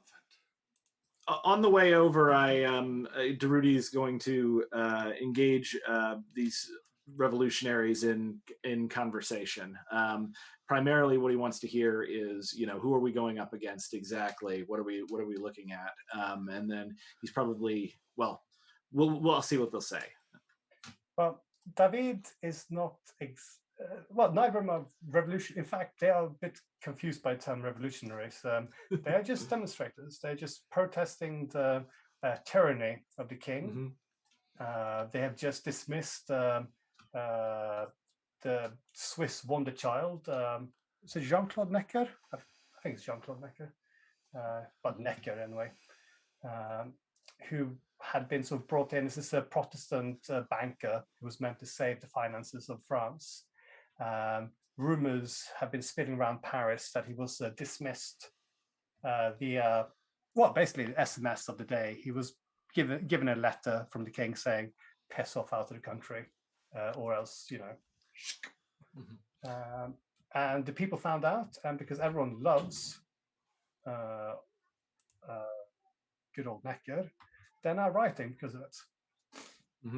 At the same time, I should also point out that the city is full of guards, or rather the French army, who, leading up to this event, have been just massing foreign mercenaries in the city, which, again, people weren't happy about.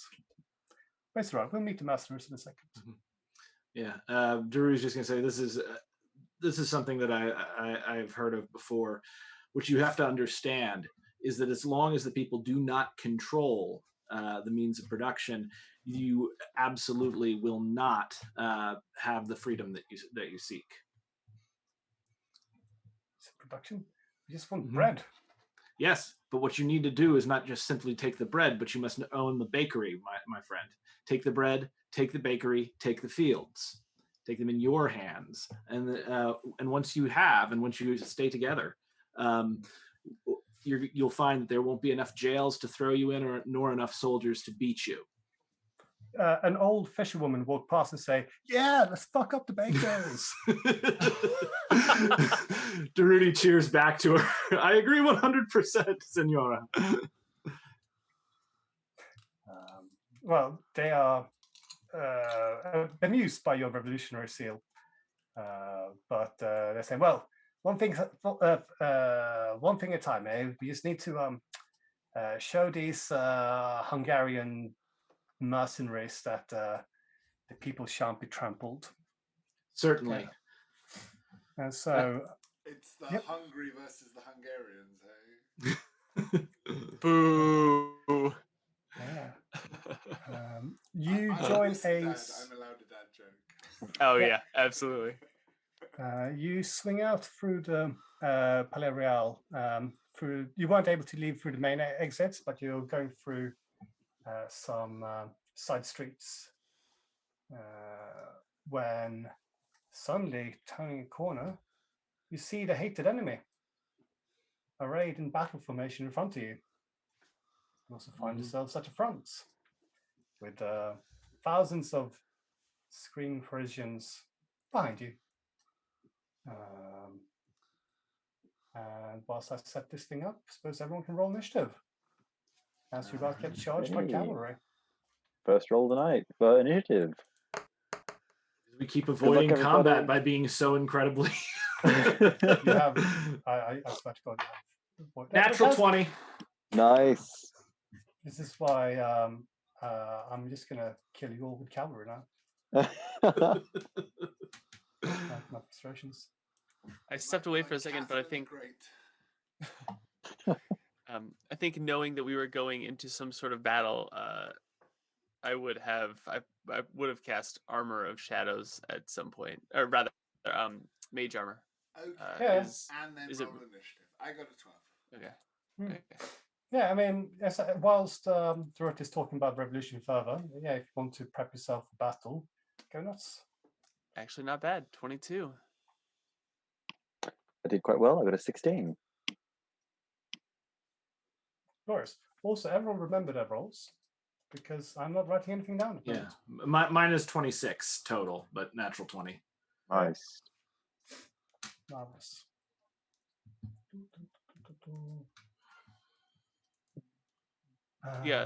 16 Tesla, is that what you said?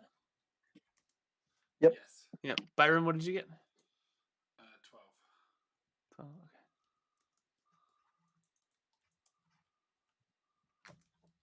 okay. And so directly at the top with 26. Mm-hmm. So how many of these we're getting a charge from cavalry? Yeah, pretty much. You're just walking through the streets, and then up ahead you see a squadron of what appears to be hussars. And how many you say? Too many, I say. Mm-hmm. But only about 11 of them are looking to actually charge you. Okay.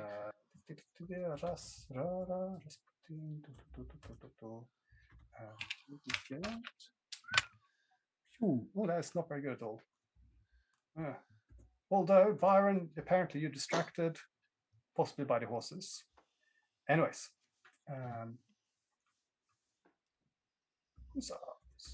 Yeah, so I'm going for... So with my... Durruti, with 11 people on horseback heading towards him, Durruti's going to pull out his Star SI-35 9mm automatic rifle. Do I have to hit one target with this, or can I like spray the bullets? I'll get that in a second. But yeah, I believe you it's just you roll 3 dice per attack, which is basically just representing burst fire. So you fire in like three shots at once. Okay, 3 shots at once. Yes. However, before we get that, I need to do something very important. I need to Google French prostitute on my wife's new computer. I have to do something very important. I have to Google French prostitute. Okay, that needs to be the out of context clip we put on Twitter. Can that be the title of this episode? Google French prostitutes. Because this lunatic has decided to just compel some women to... Yeah, you look right. They will avoid violence unless they're already inclined to do so, but they do idolize me.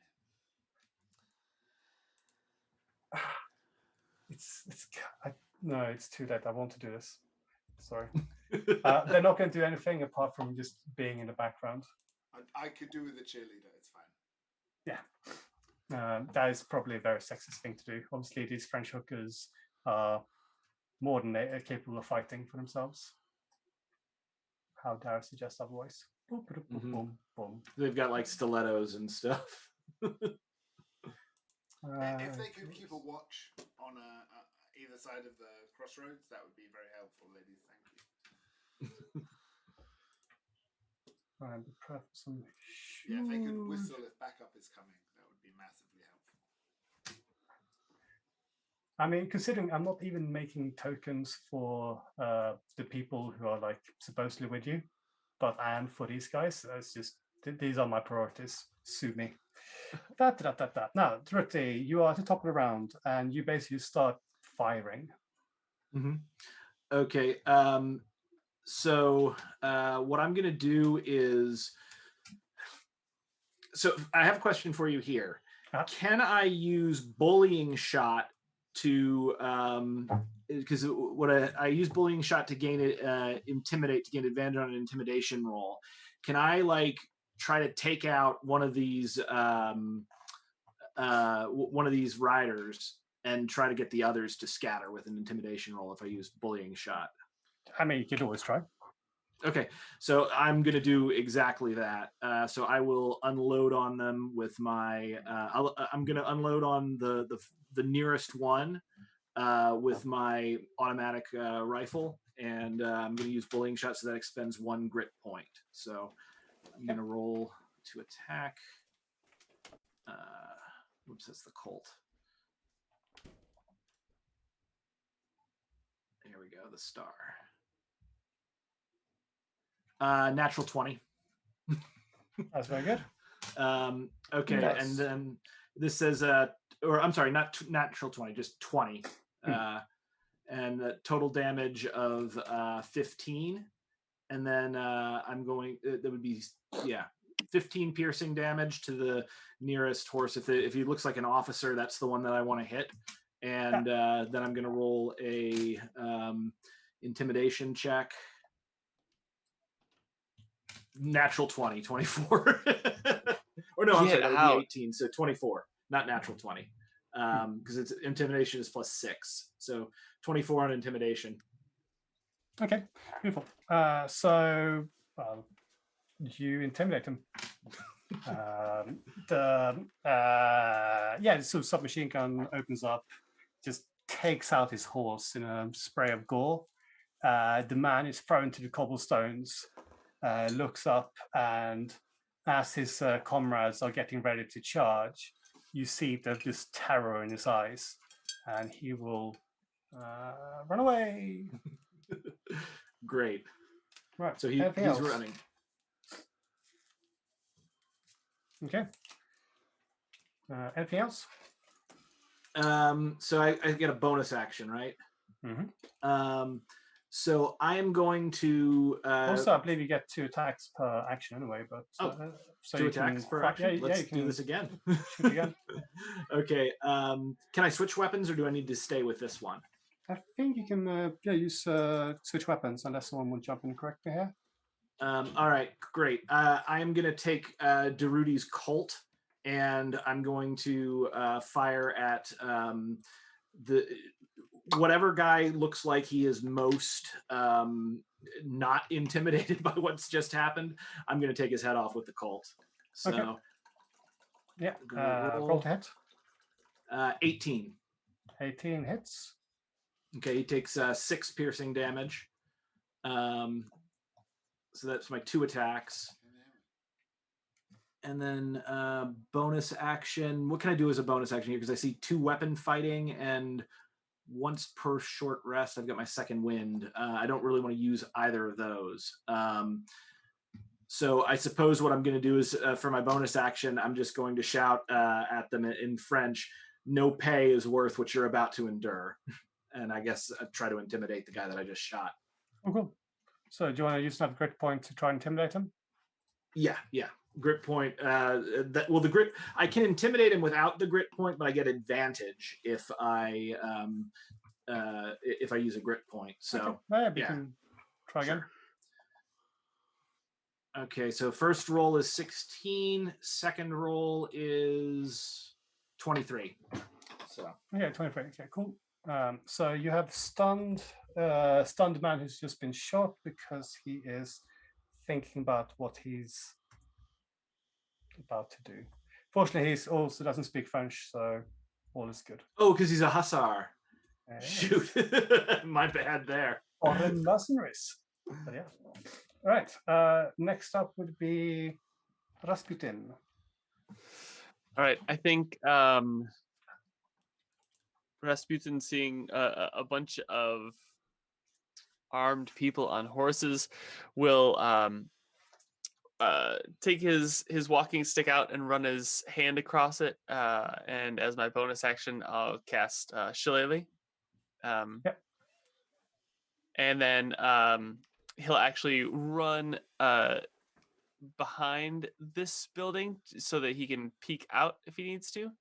So he's like retreating and down south. Yeah, and then just try and let off a couple of eldritch blasts towards. Well, let's see. Can he reach? Yeah, 120 feet. Yeah, towards whatever would be sort of straight in a line from that building. Closest person who. So yeah, each square will do like 5 feet. So yeah. 5, 10, 15, 25, 30. Yeah, oh, there you go. Good. So yeah, right before he dips behind the building, he'll let off 2 eldritch blasts. Yeah. Roll attack. Oh wait, that was just damage. Sorry, my bad. Don't count that. All right, first one. Look, this is ridiculous. A natural 20 plus 8 is the first one. Oh my god, these poor guards. This is bonkers. Right. I've never rolled like this in my entire life. This is all being logged, yeah? All these dice are all being logged, yes? Yes. I'm seeing the 20 on the screen right here. And then that one was a dirty 20. That was natural 12 plus 8. I've literally never rolled like this in my entire life. All right, so the first one doubles the dice for damage. That's it rolled a 10 on the d10. So that's 20 damage plus 5 is 25 damage for the first one. All right. And if that guy is still alive, I guess he would, have that beam go towards him. But if he's not, he'd pick somebody else. Say 25 points of damage. 25 points, yeah. Force damage. Okay. Yeah, no, but he's still standing. It's just very, very okay. hard. Then second one will be, as long as the dirty 20 hit, 12 damage. So it's 37 total. Bloody hell. Right. And did you do that on the already sort of stunned guy or a different one? Sorry, where your cursor is right now, that's who guy. I thought it would be most natural to hit. Cool, Is cool. is That's that a absolutely stunned fine. person? This guy's stunned. Beautiful. I see it. Yeah. Then I So think this that's guy, the yeah, one. 39 points Yeah. of damage. Bloody hell. 37. 37 points damage, okay. Even so, that is not good for him. Good for you, but not him. How is he still alive? He's like holding on to his horse, neither of which are looking particularly happy. Sorry, Sort of trotting Constitution is around my dump dazed. stat, so 37 would have killed me. Yeah, just don't fuck with Rasputin in the future. Now, next up will be Tesla. Brum brum. Right, Tesla's just going to be like, okay. He's going to take a couple of steps back, and then he's going to reach back into a satchel and pull out a bunch of papers and books. He's going to quickly scatter through the pages, speed read, and then go, right, but remember that death ray? Oh, watch this. As he slams the papers down to the ground, he's going to cast Storm Sphere at a point within 150 feet with a 20-foot radius. So right in the middle. Oh, that's huge. And 4, 3 feet. In the front middle of that formation. So God, that's everyone. Yeah. Because it's going to make the area difficult terrain for them to go through, can I have it just in the square below the hussar with the yellow marker? Okay, that's the epicenter roll.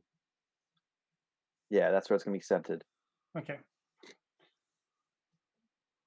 I don't mind if I miss some of them with this initial cast, because I primarily want to make it hard for them to move towards us. So,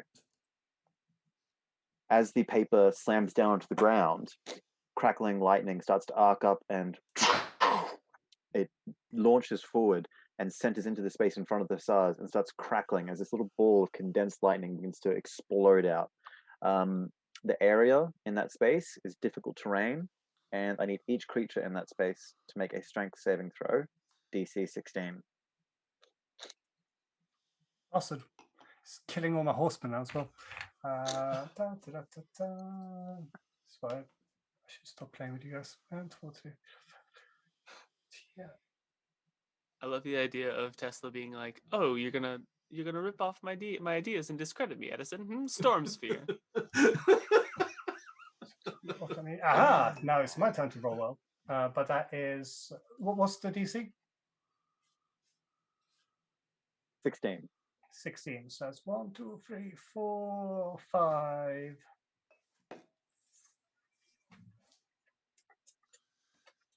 Strength. Oh god, I have a plus. Oh god, it's most of them. 1, 2, 3, 4, 5, 6, 7 passes. Okay. The ones who don't pass take 2d6 bludgeoning damage, which isn't a lot. Mm-hmm. They take 6 points of bludgeoning damage. But here's the fun part for me. I can then use my bonus action to launch a lightning bolt off from the center of the sphere towards one creature I choose within 60 feet. So I'm going to launch a lightning bolt to that hussar right at the very front on the northeastern edge of that formation. Right. And that's a spell attack roll I make. So how much was the initial damage? Sorry? 6 points of bludgeoning damage. Mm-hmm. I believe that kills at least one of them. Woo! I think it was on 6 left, wasn't it? Not a lightning fence, but it's getting pretty close.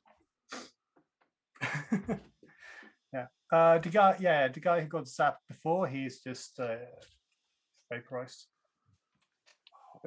And that soldier on the northeastern edge, that's a 22 to hit as a bolt of lightning arcs from the center of the storming sphere and launches at him. Does 22 hit? 20 hits, yep. He takes 4d6 lightning damage. Okay. That is 14 points of lightning damage. Oh. Yes. Well, bastards. Sorry, the top one, yeah? Yes, that's the one. Mm-hmm. And then hair kind of slightly raised up on edge, even though it's slightly parted, just creating this little wave look around his head. Tess will look to this and go, "Now, daughter, slow them down. Do whatever you did again. If they're smart, they'll back away." I believe. Before you do anything, Byron, you are so horrified that you actually don't have time to act until these guys charge. I'll take it. Was I clever and put you guys within charging distance? I really hope I did. Yeah, I did. 1, 2, 3, 4, 5, 6, 7, 8. Oh, just about. Oh, These are like the most committed. They got attacked with an automatic weapon and like electricity magic, and they're just like, we are really, really, really committed to being mercenaries. Yeah. I mean, shit, didn't they send hussars out to fight tanks at some point? This is good important, point. Toby. It was difficult terrain through the storm sphere, so they would have had halved movement through that entirety of where that storm sphere was. That is. That I also sent there. I sent the storm sphere right at the back as well. But anyway, I remember. So they have half movements. Yeah, that stays there. Yeah. A half movement for half of it, right? Yeah, but it means that they can't murder you all. I hate you. I hate you all so much. That was interesting. It also stays there, Toby, for up to 1 minute. Yeah. It is a concentration spell. spell. Yeah. Unfortunately, I sent it behind the battle map. Oh. My apologies. No, it's right. It just no, wait. Can I? Will that do it? Control Shift down. Click on the map and press Control Shift down. Oh yeah, that's even more cleverer. We're all learning things. Yeah. That's got to be worth the DM's inspiration. No, I'm so annoyed with all of you all. Just avoiding my encounters, creating difficult terrain, fucking up my hussars. Toby, this is a pattern. I need to send you guys to freaking Third World War. See how you put up against drones. Yes. Like, I'm still very much for dinosaur fights. The laser raptors. Laser raptors. I'm just thinking it's Iraq and 2017, and like you guys are walking down the street, and then you hear the sound of a Hellfire missile vaporizing all of you. I can't just spell. But Durruti, you are quite correct. Shocked, dazed, confused, and zapped. They don't charge you all. They just trotter forwards, blinking in confusion, spitting out blood. And that is Byron's turn. 45 feet west would put me how close to them? 1, 2, 3, 4, 5, 10, 15, 20, 25, 30, 45, about the middle. Yeah. Well, there's no need for that. Yeah, I'll just run up to the first one. Oh, why not? I'm going to shoot one as I run up with my dueling pistol. Mm-hmm.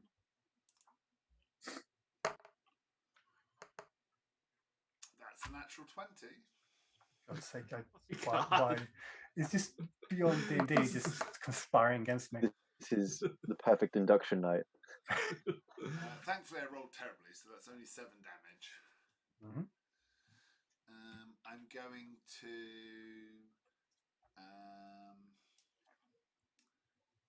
I get an extra D4 damage as my Kensei shot.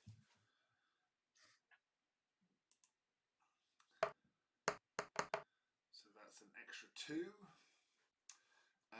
I've been carrying a walking cane up till this point, and some of you will be most surprised to see that I pull a sword from it. It is a sword stick. Inherited from my grandfather, who killed his best friend in it in a duel. Will an 18 hit? 18 does hit. And that It's a guy on top of the horse. It's difficult to miss. That will Suppose be 13 damage. And for good measure, I'll give him a bit of the old pugilism. Am I able to hit him? Or am I able to hit him or his horse? Yeah, both. Either. It's one body. I'll hit him. And that will be a 21.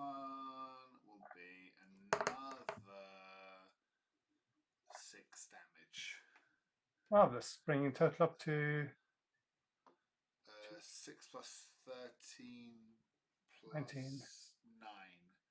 So. Oh my god, that's 28 points of damage. Yeah. Nice.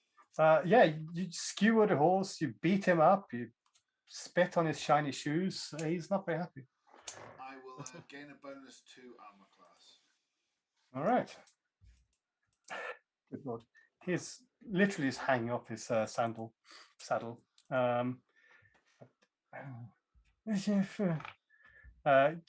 The two women will cheer you on.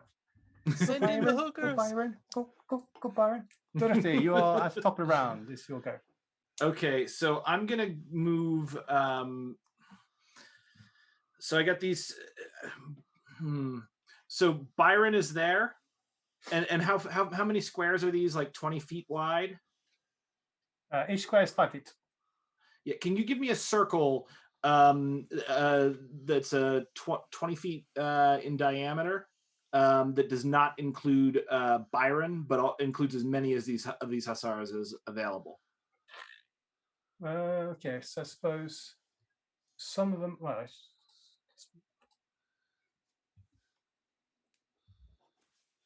oh god, too many keyboards. All right, so I reckon. Like I want it to be just on the edge of Lord Byron, but I want to catch as many others as I can. You can literally catch them all. Well, almost. Okay. Yeah. Oh, actually, I think everyone except for that guy. All right, I am tossing. That's all of them. Yeah, I am tossing a frag grenade. So these are the grenade should. Every one of them has to make a DC 15 save for half damage, but they're going to take 5d6 piercing damage. Dex save? Yeah, dex save with DC 15 for half. And I think I'm going to have to roll this traditionally, if you don't mind. Yeah. Your rolls aren't showing up on D20 anyway, so guess. Oh, they're not? That's weird. Yes, that's okay. Dex. Yeah, +2.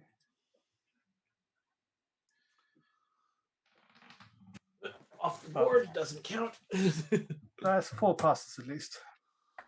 All right, so the 5d6 damage is 6 plus 6, 12, 13. And then if they do DC 15, they for half. Okay. So, sorry, how much was full damage? 13. 13. Okay. Boom, boom, boom. Yeah, the grenade goes off, shredding legs, limbs, and the air is bloody with horse blood. I was going to say miraculously sparing the horses. Oh no, terrible things are happening to these horses. If come after us, then it's good publicity, I guess. I mean,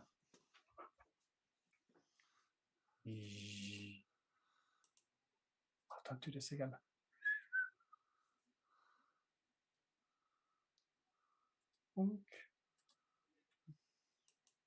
I suppose it doesn't really matter because it's just a one blast thing. Cool. Right, so you're toast. And other people are barely holding on to life. Grenades, this is literally cheating.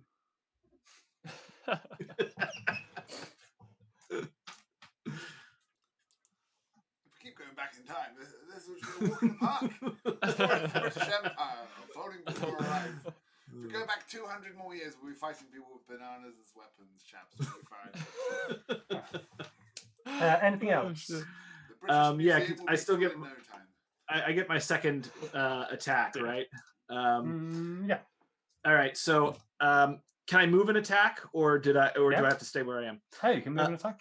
Okay, so I'm gonna move up to the. You can't see what I'm pointing at, but basically up like 2 or 3 squares to just to the edge of the building to give myself as much cover if I need it. Like, yeah, so retreating like that, or As long as I can still attack with my yeah. And then I'm gonna shoot.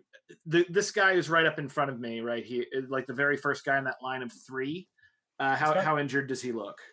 They're all very, very injured. I mean, okay. So just threw a grenade at them. Yes, I did. All right, so I am going to use my Mauser rifle and I'm going to use. I won't bother with.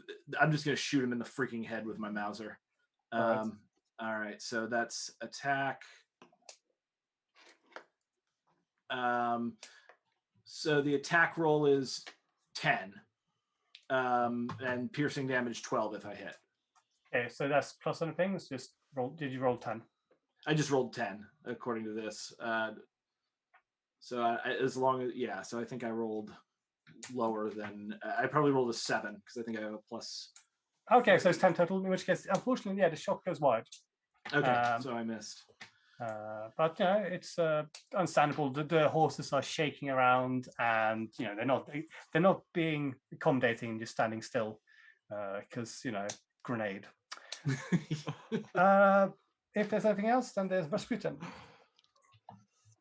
Oh shit. I think Rasputin would probably do the same thing. He'd probably look around to see if there were other people fighting in the streets, so that when they have to run, they can blend into the crowd and then sort of dip out and let loose on a couple of eldritch blasts. Cool. Looking up, you see that there's street fighting going on north of you, and the streets are relatively clear to your south. Okay. But yeah, it seems like there's hundreds of horsemen just riding through the city into crowds of thousands of people. Okay. So yeah, he'd probably 5 feet out, blast it, and then 5 feet back in. So yeah, absolutely fine. First shot at that closest guy. Yep.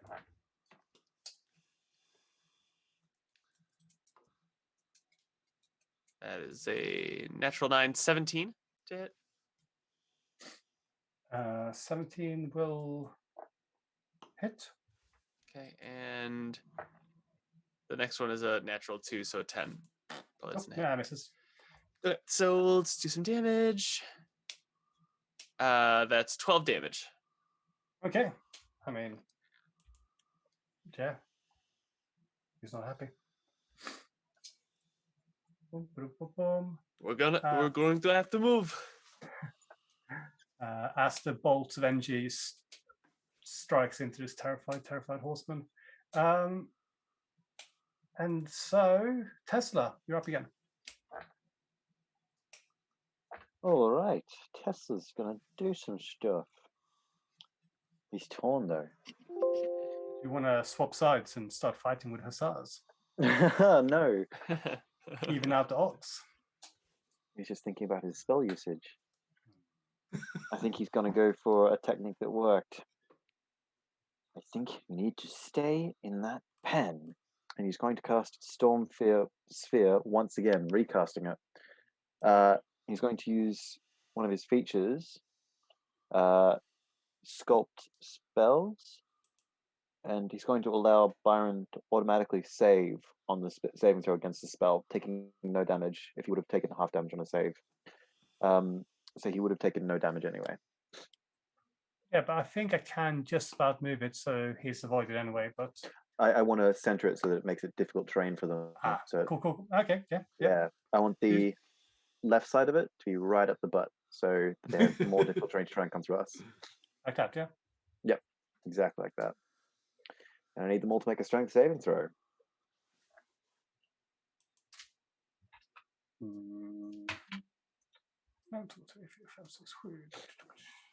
My God, it's just less and less dice I'm rolling.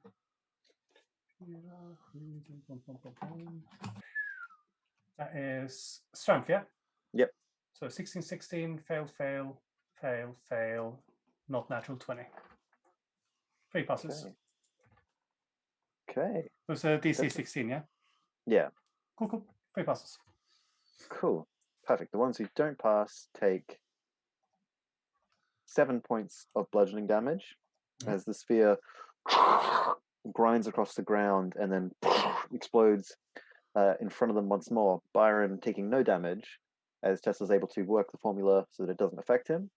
And then this fellow just down the very bottom left, who's just barely outside it, a bolt of lightning will zap across with a, that's a low roll, 11 to hit. I don't think that's going to hit.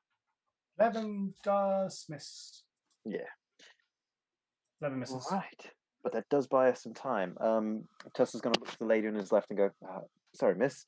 And he's just going to take a few steps back as he picks his papers up and steps back and hopes the best for Byron. Byron is still your tank. Are you heading up, like popping your, like just straight back? Where do you want to go? North, east, south, west? East. I'll take 15 feet of moving back. Yeah.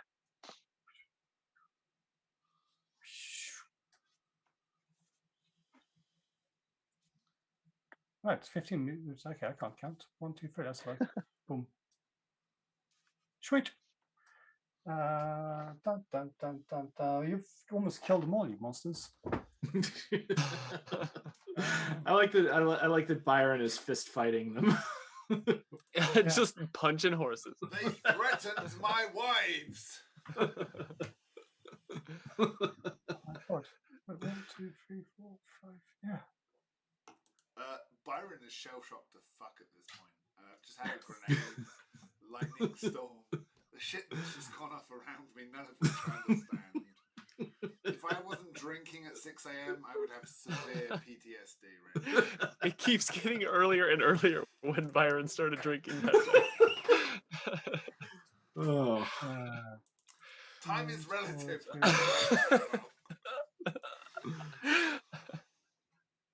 Well, at least they can charge you. That's nice. Okay, so this like storm thing, is this like a crackling dome of electricity? Like, can you see it? Yes, you can see that the lightning is there, and it will impact him if he enters into space. So if he ends his turn there. All right, so this chap, he doesn't want to ride into it, so he's going to try to like flank around. Okay. That's the one I intimidated earlier who got shot by a he's like 45. Flanking maneuver. Honest, guys. We'll help you in a second. So, right, that is, however, 3 chaps charging into at least 30 feet. Oh my God. Slowly, those hoof clips get like farther away. They can't charge you. I hate you so much. Because they have to move 30 feet to get the charge, and with a half movement, it's just 25. Well, there's 3 of them. They are going to. I solved your puzzle. Solved your puzzle, time wizard. With explosions and electricity. Byron, you are being beaten with the flats of sabers. Well, that's not very good. Has everyone failed to hit me? That's a 16, 21, 11, 7, and a freaking 9. The 21 will hit. The 21 hits. Excellent. So that's 21 and a natural 20. So.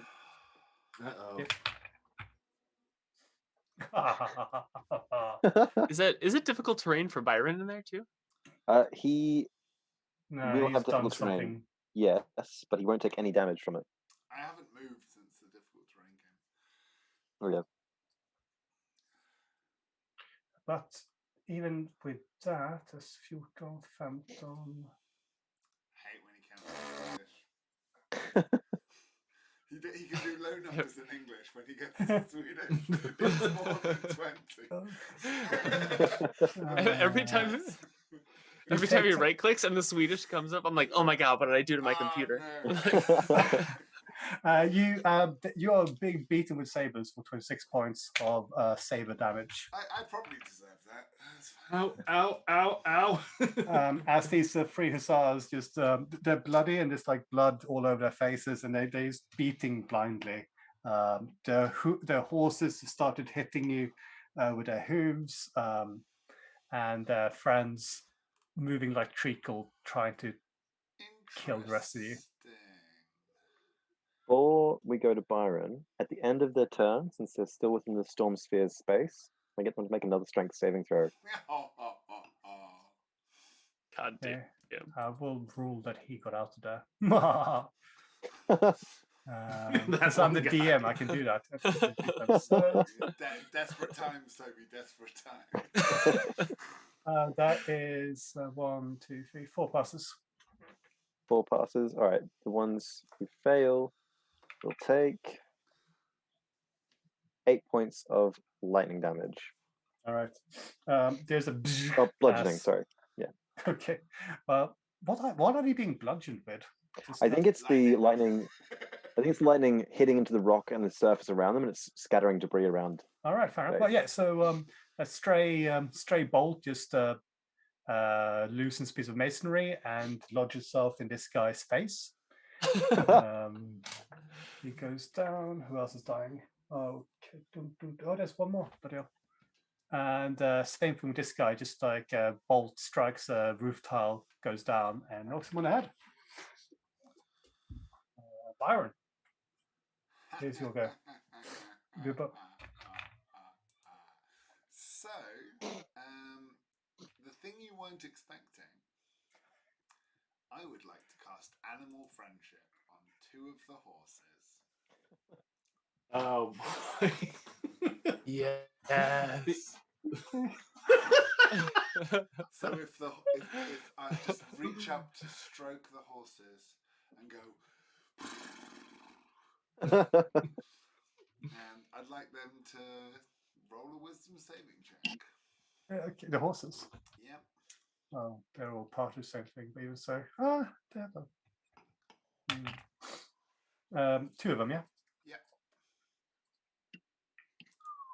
That is a pass and a fail. Okay, I'd like one of the horses to just run free, my friend.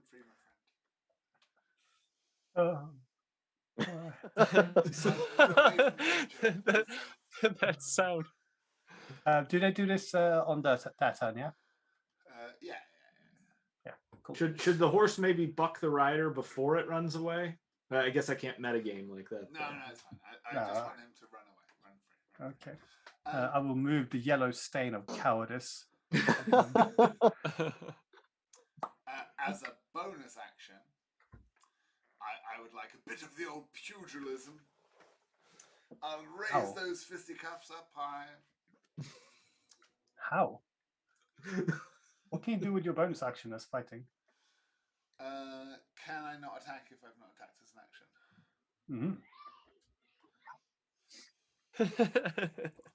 Those the rules? Yay!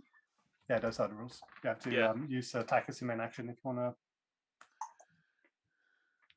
Abdi, feel free to jump in if I'm wrong. Mention comments. I don't know this game. I'm just here for something else. What? Can you do Flurry of Blows as a bonus action? Yeah, I think. Even if you haven't. Key points, then I. Yeah, even if you haven't attacked. Stupid monks, but yeah, apparently you can. In my earpiece, I've been told. Yeah, you can apparently Flurry of Blows. You jammy dodger. Jammy monk. Well, Gentleman Jack taught me pugilism, fine arts. Pugilism. When I'm not making women or horses whinny, I'm outboxing men. And so...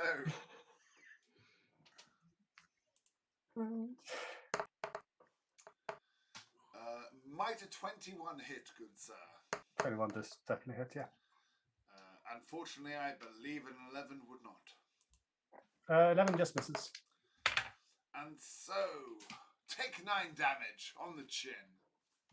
Are you hitting the horse or the person? The person. I'm a friend of horses. Bloody hell. Even Right. those I have not yet tamed. Boom, boom, boom, boom. Top of the round, Durruti. Okay. You see one hussar break free of this crackling dome of electricity. All right. So I'm going to unload on him with my submachine gun. How injured does he look? Very. Very. Okay. I'm just gonna unload on him with my submachine gun. So let's see what I got. Attack. Roll to attack. Does 15 hit? 15 does hit. Okay, that's 11 damage. Is that with, because you're rolling 3d8 plus your proficiency? According to this, it's 2d8 plus 3. Yes, but because Beyond D&D is stupid, you can manually roll an extra d8. I can roll another d8? Yeah. That would be a 2, so 17. Cool. It's only because you were 1 point away from just exploding him into gore. So excellent. So he's exploded. Okay, so I'm gonna go for. I can see. I assume that my good friend who unfortunately has not learned about anarcho-feminism yet is in danger. Which hussar looks most dangerous? Like they're going to go after out of the ones still alive, the one who's furthest to south looks the least amount of dead. Okay, and least amount ready to ride away. Okay, I'm going to use my last grit point for now, and I'm going to shoot at him again with the automatic weapon, and I'm going to use winging shot. So my intention here is to knock him off his horse after he gets hit. Absolutely. All right, so I'm going to roll for that. 10 hit? Ooh, 10 just misses. Okay, I'm going to use action surge, and this can't be a winging shot, but I'm just going to try and take him out. Okay. 10 again. Shoot. That's unfortunate. Yeah. But you do get 2 attacks per action, so you can shoot again. All right, let's shoot. It's basically the equivalent of you just pulling that, like pushing down the trigger. Just go. Yeah. I wish I had another action point, so I could, but we'll see. Maybe I'll roll a 20 on this next one. 21. Definitely hits. Yeah, that's 16 damage plus 17 damage. 17. Is that okay? Cool. Well, that's lucky for you. He is dead. Great. He was on 16 HP, and he's now smeared across the street of Paris. Just exploding under the hail of fully automatic machine gun almost. Anything else? So I have a bonus action here that I could still use because I used my action surge. So bonus action would be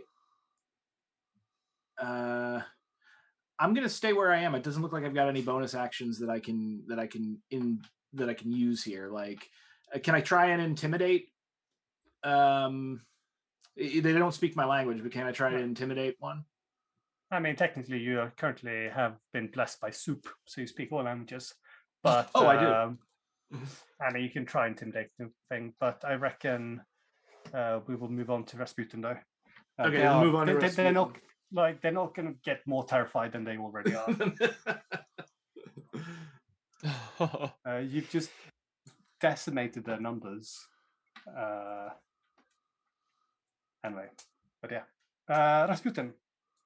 I think Rasputin, having seen things going pretty well over here and lightning shooting out of the ground, is basically going to be like, oh fuck, and try and pay attention to the guy who is flanking around the other side. So I'll have him run down to the southern corner of this house. Yeah. And just sort of like all the way to the southern corner to wait for that that horseman to come around the corner, and he'll just sort of hold his attack action, hold his quarterstaff out, and try and get a little surprise attack when that guy comes around the corner. Which action do you want to hold? Attack action. Okay. With my quarterstaff, so it'll be my shillelagh. Okay. So physical attack action. Cool. Yes. And as triggered for when he comes around the corner, you can just whoop. Yep. Marvelous. Once he's in melee range. Yep. Tesla. Right. Tesla is going to strongly consider trying to just end the advance of these hussars as quickly as he can. He's going to use a bonus action to shoot a bolt of lightning towards this hussar closest to him, which will be a 19 to hit. Yep. He takes... I get to reroll ones. Oh no, I get to treat ones like a 2, thanks to my lightning elemental adept feat. So that's 3, 6, 10, 12 points of damage, not 11. 12 points of lightning damage on him. Yep. He's zapped and still standing there. Good. I'm then going to... All right. Remember that death ray I talked about? He's going to walk up and stand just on the edge of that storm sphere, and he's going to hold the pistol that Byron gave him, and all the lightning is going to collect at the front of it, and he's going to cast lightning bolt and shoot it in a straight line through both of those targets at third level. Okay. All right, that's a dexterity saving throw, isn't it? Dexterity saving throw, 100 feet long line, 5 feet wide blast. Oh god, that's a 11 and a 12. Good. They take 8d6 lightning damage. No, they don't. They explode into horse meat. Yeah, that's 27 points of lightning damage. Well, one of them was on 4, the other one was on 7. So yeah. Poor Byron, you are just showered in chunks of charred horse meat. The storm sphere's gone though. Oh, that's nice. Friends still okay? Yeah. He's because you've compelled them to just run away. Yeah. He's not slowed anymore. Yeah, and he's just legging it. You can use a attack opportunity. An opportunity attack. Yeah, I'll go for the dueling pistol on the man riding him. Okay. How does loading work in this world? Oh no, just it's same things. Like if you don't need to spend time reloading a pistol. You're doing. That's a natural 20 again. So yeah, you have to take your time reloading a pistol. They're slow things. God, no, just joking. damn. Natural 20s, eh? Yeah. What was his? He's got 16 HP. Can you beat 16 HP? Yeah, I just rolled a 26. And 14 damage. 14 total. It was this is critical hits. So if I roll a D4. Wouldn't the 14 be loaded? Be doubled though? Because it's at 4. It was already, yeah. Oh, okay, cool. It's 15 damage actually. The man may still live. 15 points of damage. Cool. The man still lives. So I'll tell you. You know what I'll do. You see the pistol. Leave and tell his friends to fear us. It's fine. Yeah. Well, you see the pistol shot hit him in the back of the head, and the rider slumps forward. You see the horse still riding away, however. So you don't know if the man is alive or not, but the horse will keep on going. 2, 3, 4, 5, 6, 7, 8, 9, 10. Yeah.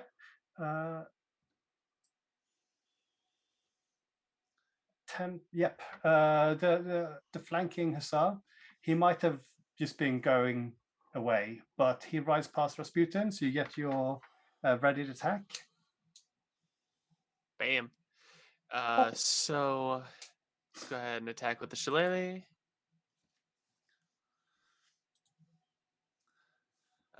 Natural 16 for 24 total. And for this, definitely hits.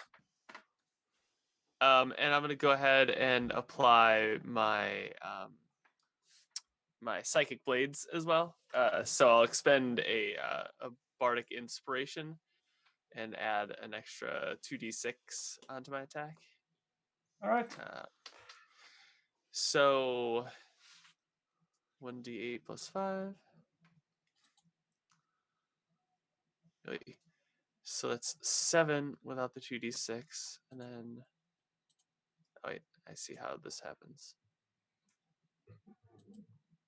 Being initially stunned, this rider, he's not as damaged as the others because he was being clever, you see, until some smelly Russian mystic smacked him in the head with a stick.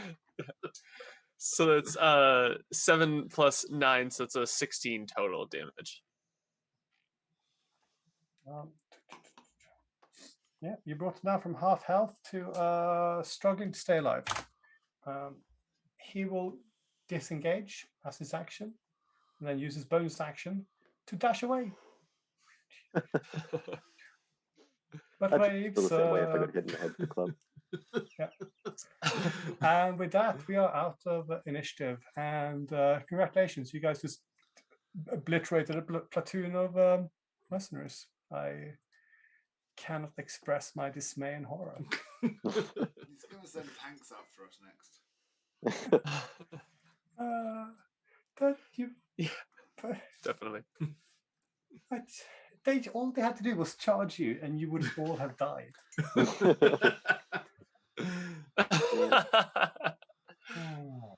Oh well, never mind. Congratulations. So Christophe and David sort of scramble out, looking horrified at everything. Christophe is just doing this like marp, marp. Clearly sort of ears ringing from the grenade blast. There's electricity is like sparking off from streets and things, and they look at you and go, shall we go? Yes, we need to move. Our mutual friend might be in danger. We need to find him as soon as possible. Yeah, I'm gonna clap. I'm gonna clap David on the back and see. This is what happens when people take power into their own hands. You have just witnessed it here today, and this power is yours to claim as well if you'll just rise up. Now, as they will just nod mutely, sort of. What the horrified of what happens. And apparently only one of you was a pacifist. That's So Byron's going to take a deep swig from the wine he surreptitiously sleight of hand pocketed during the initial encounter. Don't remember you rolling this, but go on then. I did actually on the thing, and I got a 19 for a sleight of hand to pocket some wine. I wondered what that sleight of hand roll is for. Okay, that was me pocketing some wine, but I'd taken enough of the limelight. Okay. And because of the drunkard I am, that gives me 14 HP. Beautiful. And what does alcohol cure you? I don't know. Alcohol gives me 4d4 plus 4 hit points. Amazing. I have a magical item, Amulet of the Drunkard. Yeah, that's fair enough. It's also in fitting. I like it. And in character. Now, because of that, I will rule that as you get to the Tullier Gardens, your friends are urging you that you need to get to south of the river. There's a sight of a battlefield enveloping in front of you with guards and people just fighting each other as you have done recently, and very much like what was happening in your little mini skirmish. You see these hussars running into the crowds of people, and yeah, they'll bring down a few people around them. But as the horses lose momentum, they're being pulled down and just clubbered to death by the angry, rioting Parisians. You see their commanders hesitant and start calling for retreats as the people are reclaiming the streets of Paris. Your friends will, however, urge you that you cannot stay around here as it's turning into more and more of a battlefield. And even though perhaps some of you would like to stay around and keep on fighting the agents of tyranny, you notice that Christophe has been wounded in the fighting, and he will brush it off and say it's just a flesh wound, but we need to get to my home. And they will urge you to come with them as they move south into the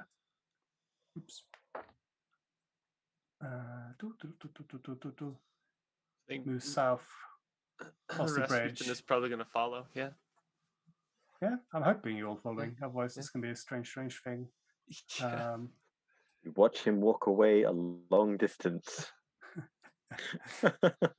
Goodbye, plot hook. You watch your only leads storm the enemy cavalry and get butchered. No, just joking. They will take you into the Cordelier districts south of the River Seine and direct you to a house not dissimilar to the one you were in before, but they will urge you inside, lock the door, and then breathe out. You say, "What the fuck was that?" And there, I think we will have to leave it for tonight. Beautiful. It's wonderful. Thank you very much, Great game. Toby, and thank you everyone else as well. Thank you, Fun everyone. session, guys.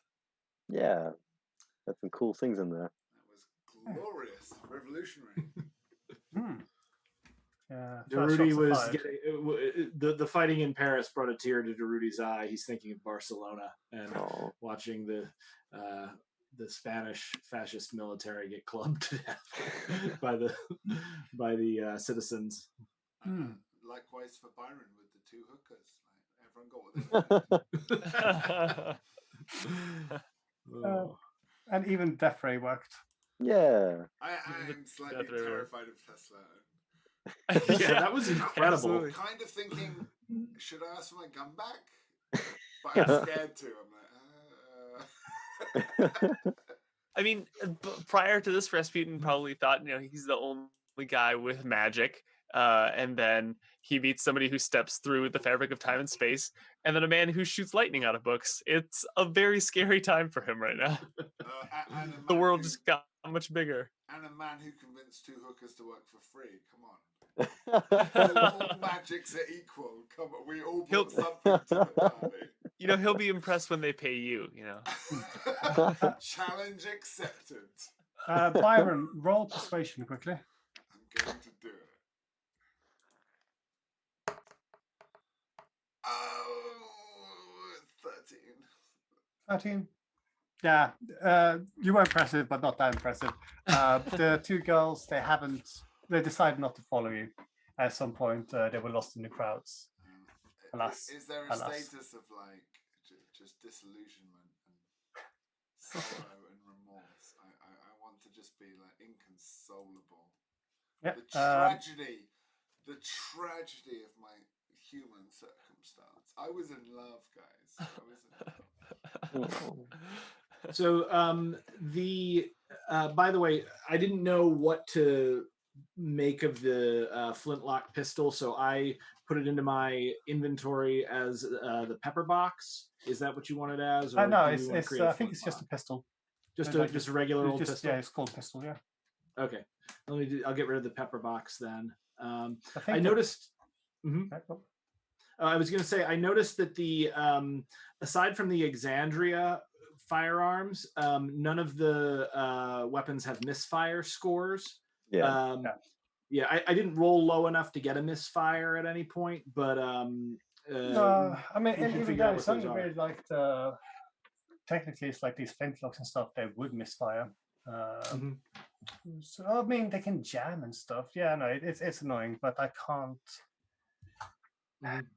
I think Maybe I can give it on. But an, of course, an impromptu like half measure would be to just consider them as having twice the standard or even 3 times the standard misfire range. So if the pistols you're Mhm. using have a range of like you need a 2 or a 3 to misfire, the flintlock would have you'd have to have a 6 or a 7. yeah, or just rolls of ones, a misfire. I mean, that's fairly standard. Sure. Literally, by the way, Brent, I literally know why your rolls weren't showing. Oh, why? I'm pretty sure it's my fault. I think last session I convinced you to install this add-on. You have to go to 3 dots there. Hey, the Beyond 20. Tools. Manage extensions.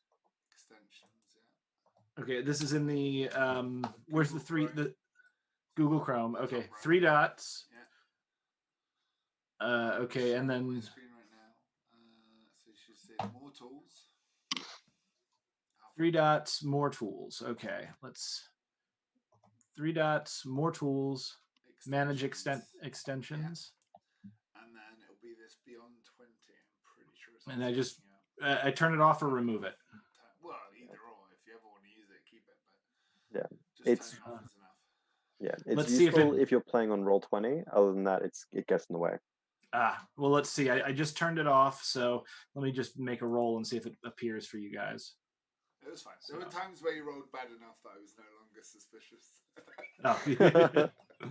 Let's talk about that though, like D&D Beyond, like. We had now crazy 20s. Oh my! Like honestly, like that was a lot of 20s in that session. Mm-hmm. Yeah, yeah. We rolled. Holy shit! He's gonna have to throw panzer tanks at us next time. It's right. Sure. Well, by the way, aren't in a hurry. Sorry. What? One of the things that I wanted to do.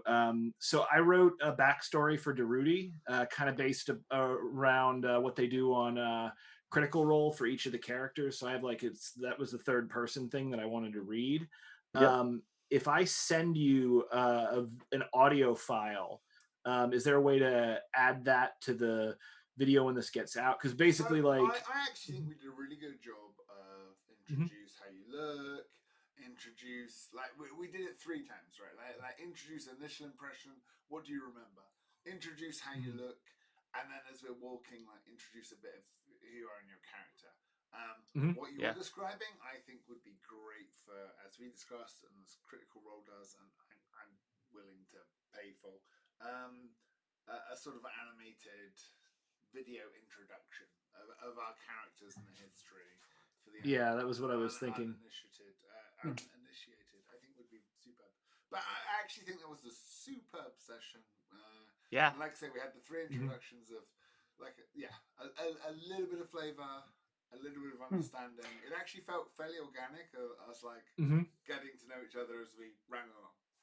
Yeah, it felt natural, and it didn't happen in like a stereotypical order. Like, what is your race and class? Like, what are you wearing? You know, it just sort of happened. Yeah, I like it. That was really cool. Yeah, that is how I was trying to push it. Glad it worked out. I really like the introduction thing of sort of slowly teasing out who everyone is, and as you said, in a sort of organic way. And how we all responded to the guy that brought us there, and how that was all different, was also part of the character introductions. It was good. I was really, really happy with that. I've realized that there is a a conclusional for this session, but if you guys feel that was a good place to end it, then we can do that as introduction for next one. Up to you. You want to start the next session with it, or end this session with it? Because it will set up a little bit of a side mission if you guys want to take it. So I think we can, if you guys are happy with that ending, then I will. Then we will start it off with a bit more mayhem. Gonna have to give everyone better guns. I mean, stupid 20s. I know that was very good. Speaking of teasing, who is in your background teasing that monkey with a feather crown? What is that? This is John Wilmot, the Earl of Rochester, and it's in a great painting. He was meant to be painted with his wife, and him and his wife started arguing because he was. I think he was distracted by the monkey, or just like playing with the monkey. And his wife's like, "Well, are you not taking it seriously?" He's like, "No, I'd rather be painted with a monkey." And she's like, "Fuck you!" And she stormed out. And so John Wilmer's like, "Me and the monkey, yeah." So yeah, this is meant to be the portrait with him and his wife, but That's fucking excellent. You cannot outroll a man of his era, Jesus. That yeah, is it's just, incredible. oh yeah, I suppose Wilmot, he's yeah, a couple of generations before Byron, mean, but yeah, very much he's the like- same mold. He's paid however much to stand there for how long whilst the artist paints him. You know, might as well make it worth your while. Yeah. I'm going to enjoy remembering this monkey for the rest of my life. This painting is going to piss off my wife forever. Is that actually a painting? I was sitting there going, "Oh wow, he used a green screen to make it look like he has a giant painting of Lord Byron." That's actually a painting. No, it is a green screen. Yes. Oh, okay. But you actually have a green screen though. That's the Yes, that's why I do so well. Is because I actually have a green screen. I don't know what you're talking about. I enjoy bits of my body disappearing every time I move. Also, like everybody wore black, and like the one character I feel like should be dressed in black. I'm wearing a red shirt that says "Satan take the wheel." Like, I really need to buy like a frilly shirt. I think that would. There you go. I've got to find like a blazer or something, put that on, get a tie, dress in character. Well, after this session, you gents are worth it, so I will look forward to that. All right. See you next time, everyone. Oh, absolutely. Should we schedule relatively soon? Yes. Just keep momentum going. It's an How excellent soon point. Can we do the next one? Next I'm week? eager like a beaver. Yeah, I mean next week. Next week sounds good. This time is good for everybody. Let me run upstairs really quick. I'll be right back so I can take a picture of my actual schedule because I don't have it digitally. It's like on our calendar. I'll be right back. I'm working One Friday, sec. Saturday, Sunday, but I should be able to manage it in the afternoons or evenings. Today was just a little tight because I had a 14-hour day, but it should be fine in the future. It shouldn't be that long. And what is more relaxing than breaking an entry and genocide? Yeah. So this weekend I am in London Okay. getting my son his Thai visa. So is midweek possible? Yeah, as long as it's late in the evening like this, then it's absolutely fine. Also, because I've now set up all the groundwork and installed things, so it should hopefully be a lot smoother for next time as well. Did we all say same time next week works? No. No, I'm in London getting my son a Thai passport. All right. Can anyone do? What about the day before? I can do Monday, Wednesday, or Thursday, but those days all work for me. Monday? This coming Monday? Yeah. It's very close and cheeky, but I can do it. I might be. I actually am busy Monday, like starting at 4. So if like I would need to do a quick exit, Or bump it up in time. Can you do Monday, Toby? It's a bit tight. I've burnt a lot of goodwill doing it tonight. Yeah, because my our computer broke. My wife lost like a week's worth of work. Shit. Just completely gone, as well as a whole bunch of our pictures and videos and stuff. And so she needs to catch up with the stuff she should have done last week and all the stuff she should be doing tonight. So Thursday would be better for me. Thursday works for me. Thursday works. Thursday. I can do Hey, Thursday. Thursday. All right, gotta go. Take care. You Bye. guys killed 495 hit points worth of hussars. We're good like that. I hate you all.